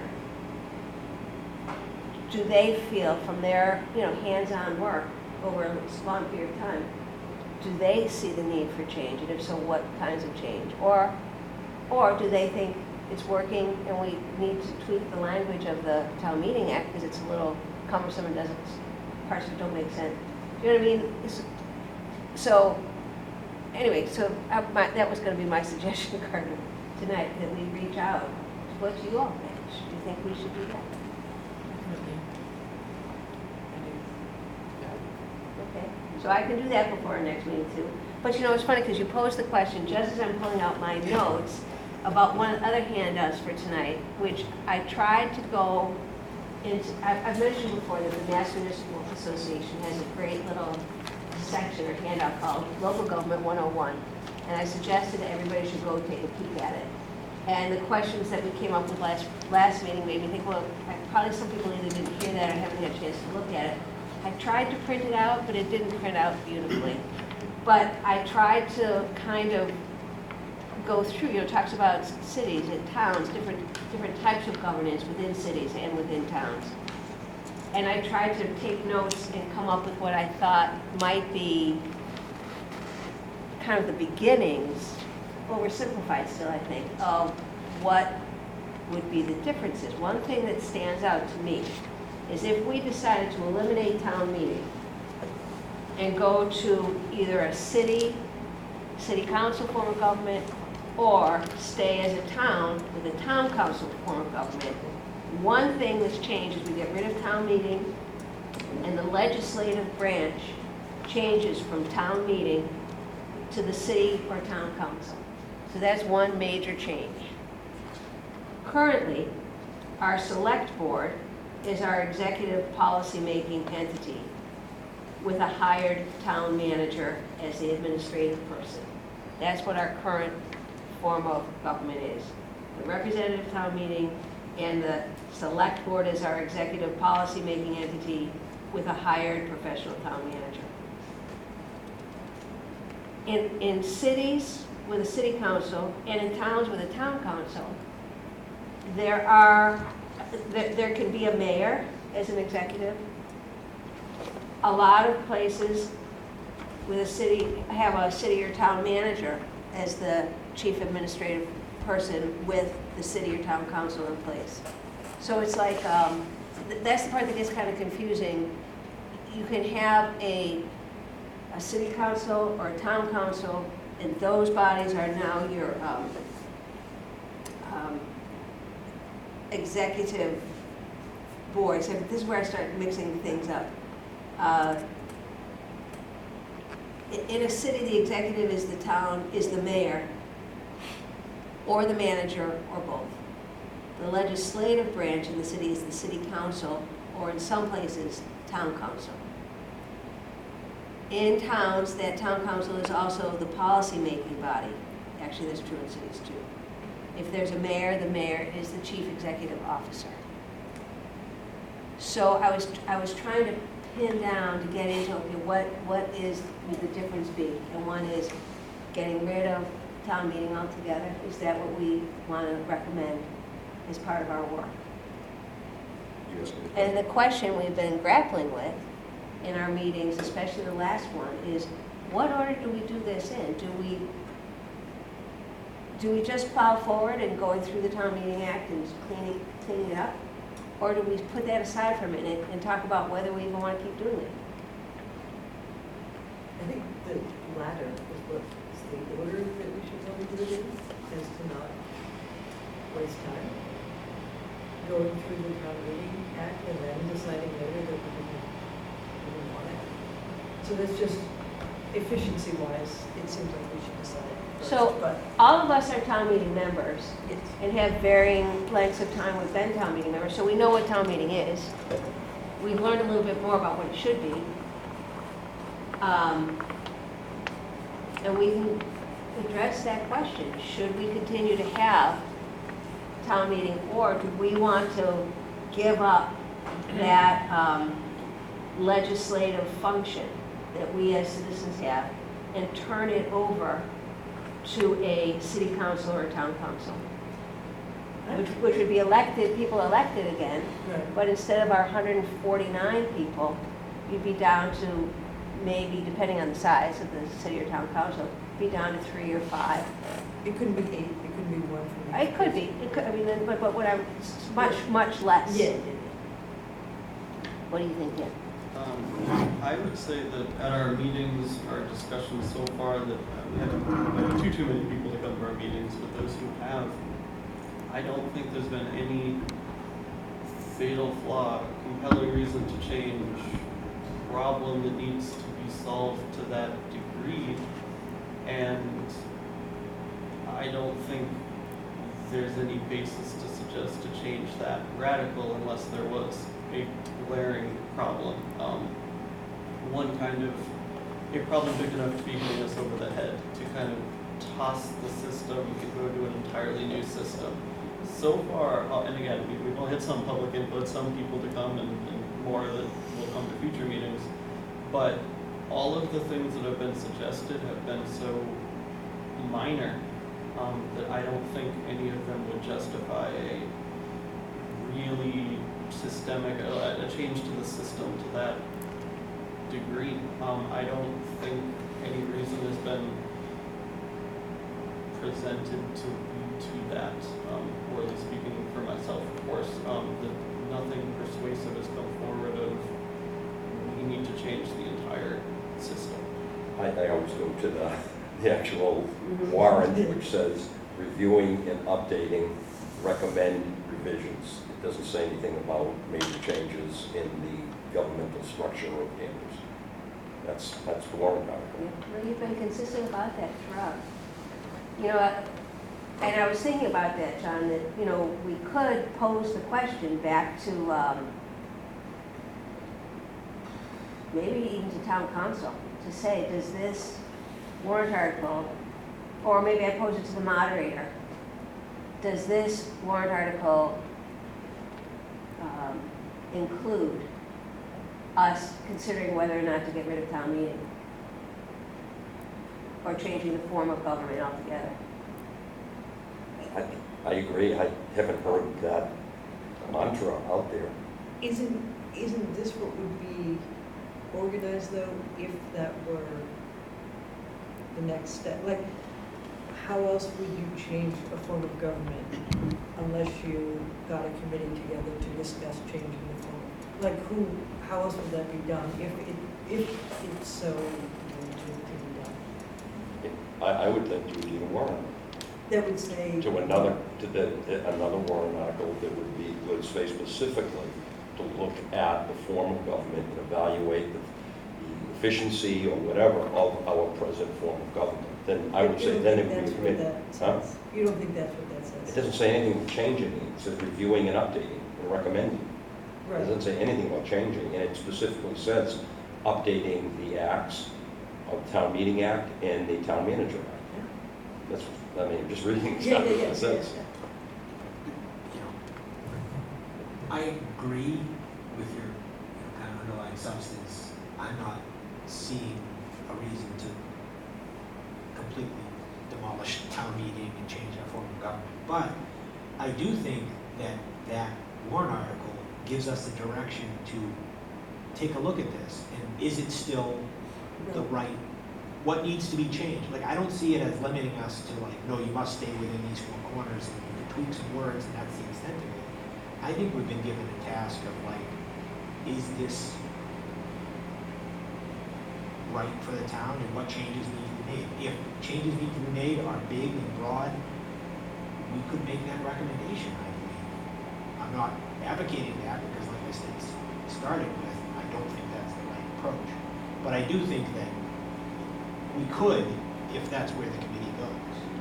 I think we would be consistent with the direction of town meeting if that's where the committee went. Again, not that I want to go there. Well, for town meetings specifically, we've talked about frustration that people come not being prepared. We've talked about whether we should look into reducing the number of town meeting members per precinct in the hopes that a condensed group maybe would be more prepared. We've talked about kind of improving the town meeting class, making it more available by having it be online and by having it be a requirement for people to attend before they first come in as a town meeting member. We've talked about maybe offering childcare during town meetings to maybe increase the level of possible interest in the community. So we've talked about those kinds of changes. We've talked about the troublesome language. It's just hard. What the heck does this mean? So we've talked about that. But when you're talking about form of government, well, actually, I believe, and I don't want to put words in her mouth, but I believe Natalie has said she thinks we should just get rid of town meeting. So I've got to take that back. There was one person, there's one person on our committee who has said that. Some of our guests, especially at our last meeting, got up and said that they felt that the system as is now works well, and that they agree that or suggest that we should keep the representative town meeting form of government. We didn't get as far into the Town Manager Act, but we have a strong Town Manager Act. And I think the opposite of the strong Town Manager Act is just regular Town Manager Act. I always struggle. I don't want to call them weak. And I also want to put out the caveat, though I don't think any of us really need it, but just to say out loud that when we're talking about town manager, when we're talking about town clerk, town accountant, we're talking about the position and how the position is dealt with in the act. We're not talking about the person that's filling it. And I just want to be very sensitive to that, in fairness to the people who fill those roles. On a personal level, I would feel uncomfortable talking at this particular juncture about, given what this says, to talking about a complete change. And I would only feel comfortable if the entire group decided that that is the road, and I respect your opinion, but if the entire group respected that, then I would say fine. But I think we have to, as a group, have to decide, and I think we need to check if that's exactly what was intended in this warrant article. I don't know how you find that out, but I think those are two key things that we have to be on board to go down that road, because that's significant. So there's only 7 of us here tonight? 2, 3, 4, 5, 6, 7 of us out of 10. Do you want to vote on that tonight? I just throw that out. I don't know how other people feel about that. And the vote, just to clarify, the vote would be whether or not we should consider tossing the act altogether? Considering another form of government other than what we have now. And that's beyond, You feel that's beyond that limit? exactly. Because an earlier step, or maybe even would be for me to pose the question to the moderator who appointed us and ask her for if we need to involve town council in that question. Or who wrote this warrant article? Was this, this wasn't a, Wasn't a citizen's it wasn't, petition? was this a select board? It was Board of Selectmen. Okay, select board opposed it. It was requested by Dan Bennett. Okay.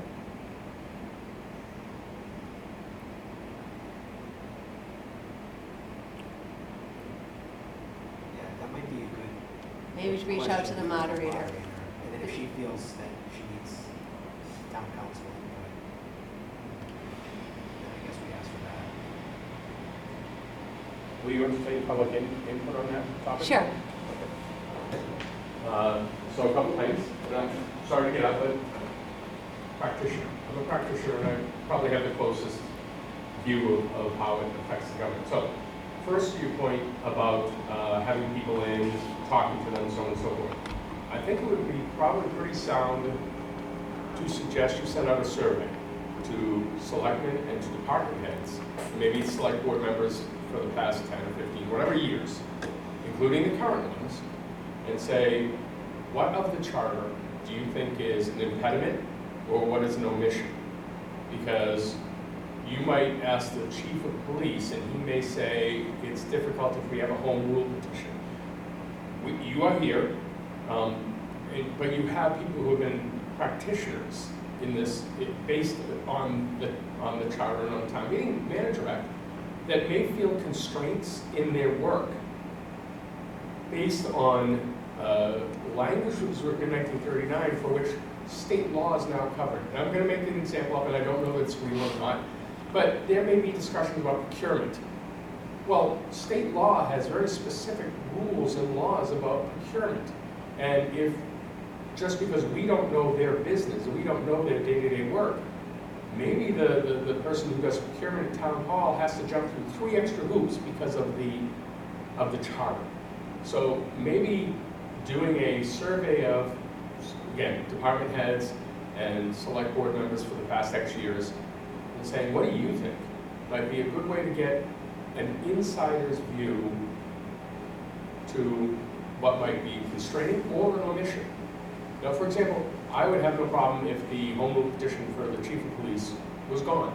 I want to select from the most appropriate candidate, and if they happen to live in a border town, maybe you don't extend it. Maybe you don't say they can't live in Winchester, but they could live in a border town and be as committed to the job of chief of police and as readily available.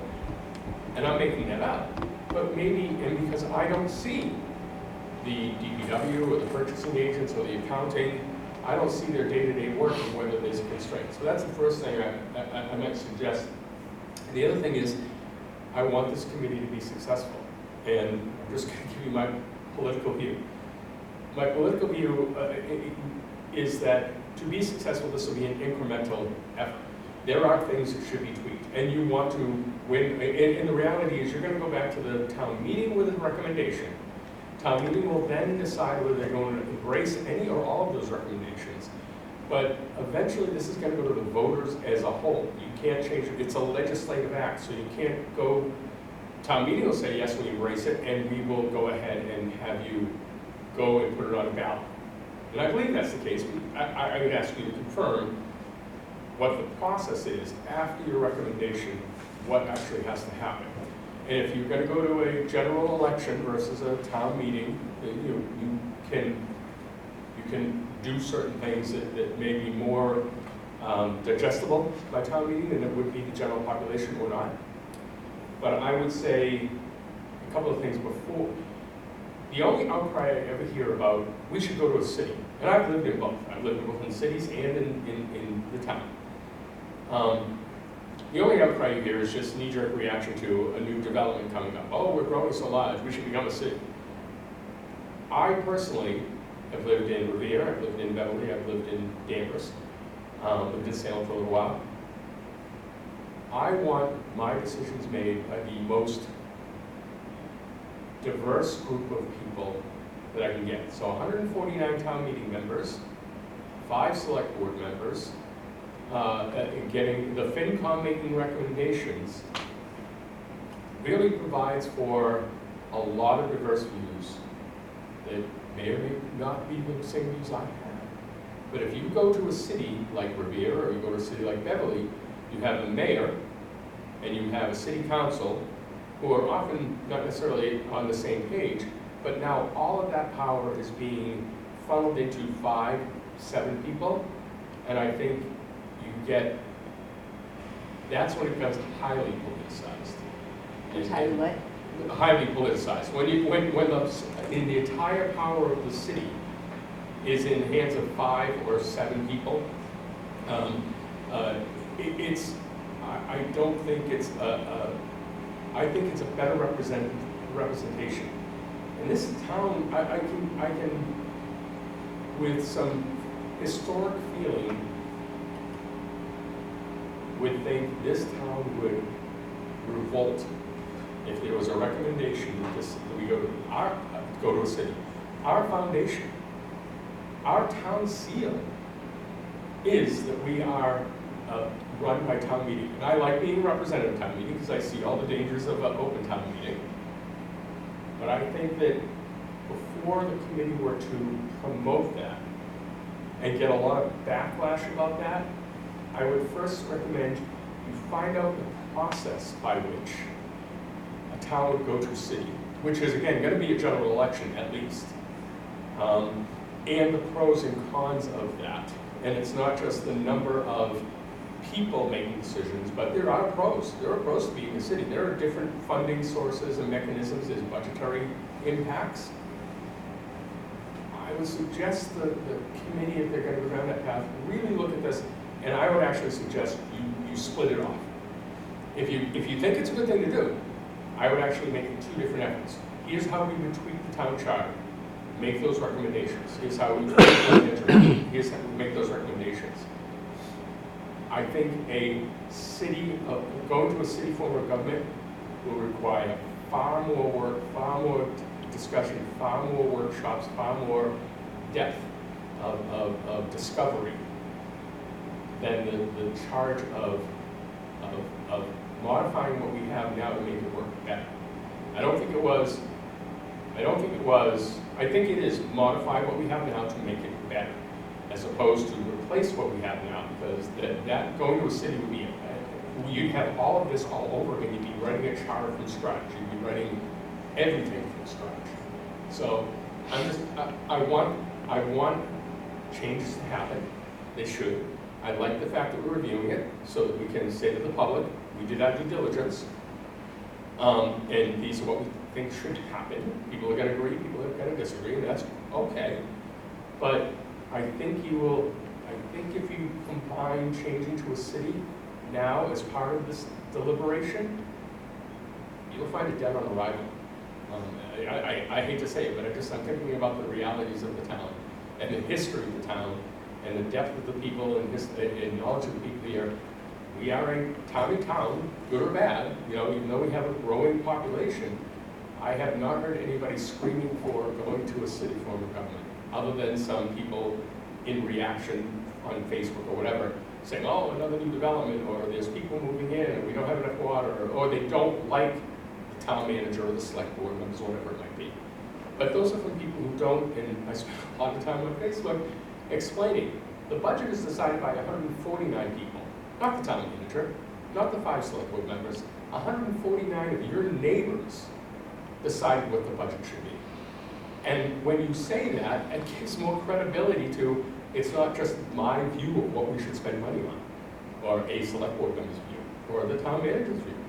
So I would offer that there might be some homework to do before that is presented as a viable part of the committee's decision-making, asking the town moderator if that's the case, finding out the process by which you would do it and the pros and cons, and then deciding as a committee, whether you want to pursue that or not. Two quick things in response, Gardner, to what you just said. It's not really a town charter that we're reviewing. We're reviewing two separate acts. One is the Town Meeting Act, and one is the Town Manager Act. So it's just semantics, just a different word. Okay. But also, at our last meeting, there was some suggestion that a city form of government could be eligible for more funding, and I've since learned that that may not be the case at all, because a lot of funding is based on the demographic of the community, and because a lot of cities around us have larger populations, they qualify more quickly than we would. But it's not because we're a town. It's not because of the form of government. It's because of the demographics of the community, whether it's a city or a town. And I just wanted to put that out there That's different than I thought. I'm glad you looked into it, I'm glad you found that. I know there's different funding sources. It may not be amounts of money may be different, but there are sources, there are grants that are for towns versus grants that are for cities. And you're right, Salem gets a lot more money because they have a higher percentage of the elderly population, and when they go for the money, they go for that. So if that's not a pro, fantastic. Actually, that knocks a solid pro off the plate. But I've not heard a real strong outcry for a city, and I think you would be, to recommend it would harm your opportunities to change things that you think are really meaningful changes to the two documents. Just thoughts. If I may just one quickly, within the work we are doing, Section 13 actually does say that should somebody down the road decide to make a change, Section 13 actually addresses that. Section 13 of what? Section 13 of the Town Meeting Act actually addresses change of government. So in doing our work, unless we strike that, we're saying, yeah, it's a possibility, but that's not, as I've already expressed my feeling about it. Oh, yeah, again, it's not our decision to change it. It would just be a recommendation. So this is like, we shall not, like, we don't, it's not giving us the power. Right. Right, or we don't have that, like, we don't have the power to do anything final, anything. Yes, Steve. Madam Chair, thank you. Would it be appropriate if I asked Mr. Trask a question about how this warrant article came about? Sure. If he knows. Yes. I'll speak from memory, which feel free to look at this. Because now the Town Meeting Act was last amended in '73. Right. So through the course of my last 18 years, the 18 years I served previously in town as a select board member, and then prior to that a town meeting member, often things would bubble up as they were discovered. A lot of times it's people don't understand what the laws are, what the rules are, what the conditions are, so on and so forth, until things happen that spotlight them. Same with the zoning, the bylaws in town. Someone says, oh, I want to, a movie studio has offered to use my house as a location, I'd like to use it. And they find out they can't because there's some zoning law. Recently, a couple of things have happened that people were up in arms about politically. I'm just going to speak frankly from my memory. One was, and I'll say the big one recently, was the trash fee. So, town has a reason, there's budgetary constraints, so on and so forth. The town manager, using state law, is eligible to create a fee, in this instance, that is outside of the town budget. Perfectly legal, perfectly sound, perfectly within his right as the town manager to do this thing that the state says, there's only 2 or 3 things that you can do a fee for. However, this discovery that he had that opportunity, the discovery that he invoked the law, caused a lot of people to say, I should have had a say in this. It should have gone to an election. It should have been a general election, or should have gone to town meeting, whatever it is. Most people didn't even want to go to town meeting. They wanted to go to general election and make that decision. Because town meeting actually affirmed it several times. So the discovery of things that are in the 2 documents or an omission in the 2 documents is what created a lot of fervor about reviewing. Now, there was a citizens petition to do it. The previous year, There's been discussions about it in the past. We had, on the board, we had known that there was a lot of groundswell looking to do that, and yes, we should cyclically do it in a certain amount of By time. it, you refer to reviewing. Reviewing the town documents. We should have cyclically done it. And we were looking for there was a time when I was chair, we were going to do it, but we wanted to wait for the outcome of some surveys and some discovery by, townwide issues. And so it was kicked down, the can was kicked down the road a lot. And we should have, just done it. So with the culmination of understanding or lack of understanding about the content or lack of content, and a groundswell from a couple of those issues, and there were others, it wasn't just a trash street, and the fact that it's time. But the question is, were you involved in writing either of these two acts that we're reviewing? Yeah. Can you give us answers to some? Oh, no, I wasn't involved in writing those. Actually, my question, Okay, Madam sorry. Chair. I was in the warrant. So, Yeah, my question was about the warrant. the warrant going itself through the came, process, so the and selectmen whether wrote that there's language. Any talk in that warrant process of whether it be the select board hearings, or I know you didn't attend the finance committee meeting, I know that the Yep. selectmen stood up.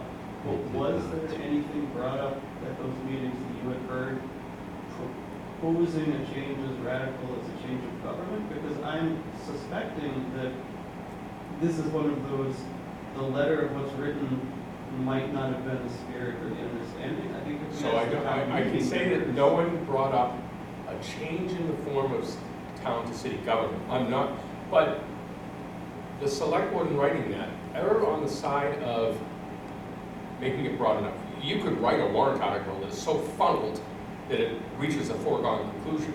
In this case, you write a language and you suggest something, a warrant article, that allows for open dialogue. I'm not suggesting that they didn't want it and would have omitted it. I'm not suggesting they did want it and should have included it. I'm saying you kind of have to provide for a clean slate, a clean whiteboard, and let the committees do their work. Let them understand. My comments about a city form of government are my personal comments. And my comments about the ability to get that passed are just an expression of my experience, because I have no other voice than a citizen right now anymore. So just offering historical context from my perspective. Thank you very much. Yep. So as we've talked about a lot of ideas, and thank you very much, Gardner, is I think maybe we need to take a couple of votes just to make it clear what steps need to happen next. One thing we've discussed is that I can reach out to the moderator. I'd probably begin with a phone call and then follow up with something in writing, to ask the question that John has now posed a couple of times about whether this warrant article allows us to, or invites us to craft a letter to the current select board, to former ones that I can locate, to department heads, maybe even the planning board, to ask if they have any, if they think anything should change, and if they believe there are any omissions or impediments or restraints in the current acts. I would agree with that. Yeah, I would suggest that rather than ask if they think something needs to be changed, ask them what do they think needs to be changed. Yeah. If I might, if you were to send me an email saying, what do you think, in more wording, and include the two documents, I'm happy to highlight. I'm happy to redline, I'm happy to suggest things based on exactly the wording that is in there, as opposed to generalities you might have to then interpret. Right, right. So should we, is there a motion for me to reach out to those entities, select board, former members, department heads, planning board, with these series of questions? Before we Uh-huh. make a motion, could I ask, would the intent be to invite folks, would the intent be to invite folks to the meeting as we've been doing, or would it be, give us your thoughts in a letter back, because I'm just thinking, how many former selectmen Yes. are there? And that could, if they all showed up, Mhm. that's more people than we would probably have time to hear from in a single meeting. So just maybe logistically, what are we thinking? I'm with you. I agree. I think like in writing, tell us in writing. And if someone brings up something very involved or something, maybe we can invite that person to explain. But other than that, I don't think we need each and every person. I'd second that. Yeah. Okay. Maybe take that approach. Okay. So that it's been moved and seconded. Any further discussion? All those in favor? Aye.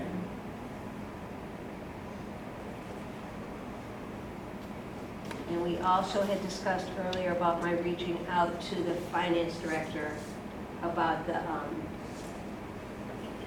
kind of a similar sets of questions to all those positions that are involved in the finance of the town. I should ask you all for a vote for that Could they just be included with that other, questionnaire. yeah, or? Yes, because I mean, it talks about what we just voted included department heads, so we could just include them in that maybe. So that would be instead of reaching out as we discussed before. Yeah. And again, maybe if they have something more involved to discuss, then it could be a person. That's just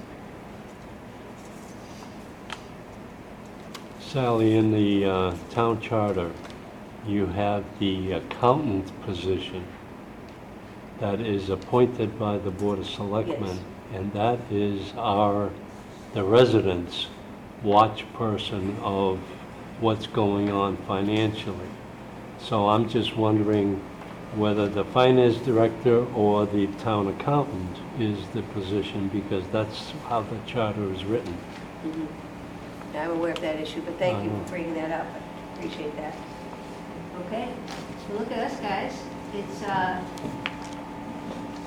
Introduce it. 8:13. It feels like we did a lot tonight, and I'm sorry, I thought I had my little notes all set about the different forms, and then I got botched up in it, so it wasn't as good as I thought in my head earlier this afternoon. I'll try again for next time. But I again appreciate all of you coming. Our next meeting is in 2 weeks, back in Town Hall. It is on October 2nd. And I know that the two Johns cannot attend that meeting. You cannot be there either. I might be able to, if we have a remote option. I think I'll be remote also. Yes, I know that you can't be here for October. I know, I was like, should we eventually move the date of that one? So far, what do we know that John will not be able to attend remote? John Jaworski can't be here, Dan can't be here. Vaughn is a no. Might be able to do remote, but I'm not sure. I don't know. And you're a no. Yeah. Yeah, so that's, well, it depends on who can attend remotely. I can attend remotely. There's far less chance that I can be here in person, but either way, I can attend remotely. If I'm able to be in a car, I'm not trying to be funny here, I will be changing locations midway through our meeting, and I don't know if that actually is possible, and if it's not, then I think I have to say. You know what I'll do is I'll send an email that sends from everybody, because there's people not here tonight, and then we can make the decision whether we should cancel.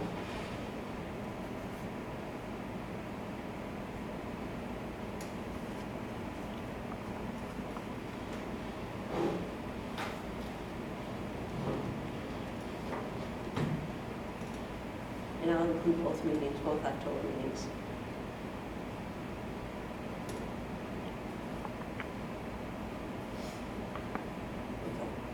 Okay. And if we don't have a quorum, we can't meet, so. Okay, thanks, guys. Motion to adjourn? Can I ask one more question? Oh. Sorry, very quick. I couldn't make the first two meetings, and I don't know if this committee discussed what they, laundry list of things they're going to approach. But one of them that was kicked by town meeting back to this for consideration is the recall position. Is that going to be a topic of discussion? Yes. Okay, great. Thank you. Recall. Oh, yes. Okay, Tony. Thank you. Sarah, motion to adjourn. So moved. Excuse me, do we need to approve the minutes? I thought we'd put them to next meeting because we took I'm up kind of a lot of time. sorry, I think you said that. I Yeah, that's apologize. okay. But thank you for reminding me. Yes, so then move or second, whatever's needed. Happy to do it. All in favor? Aye. Any opposed?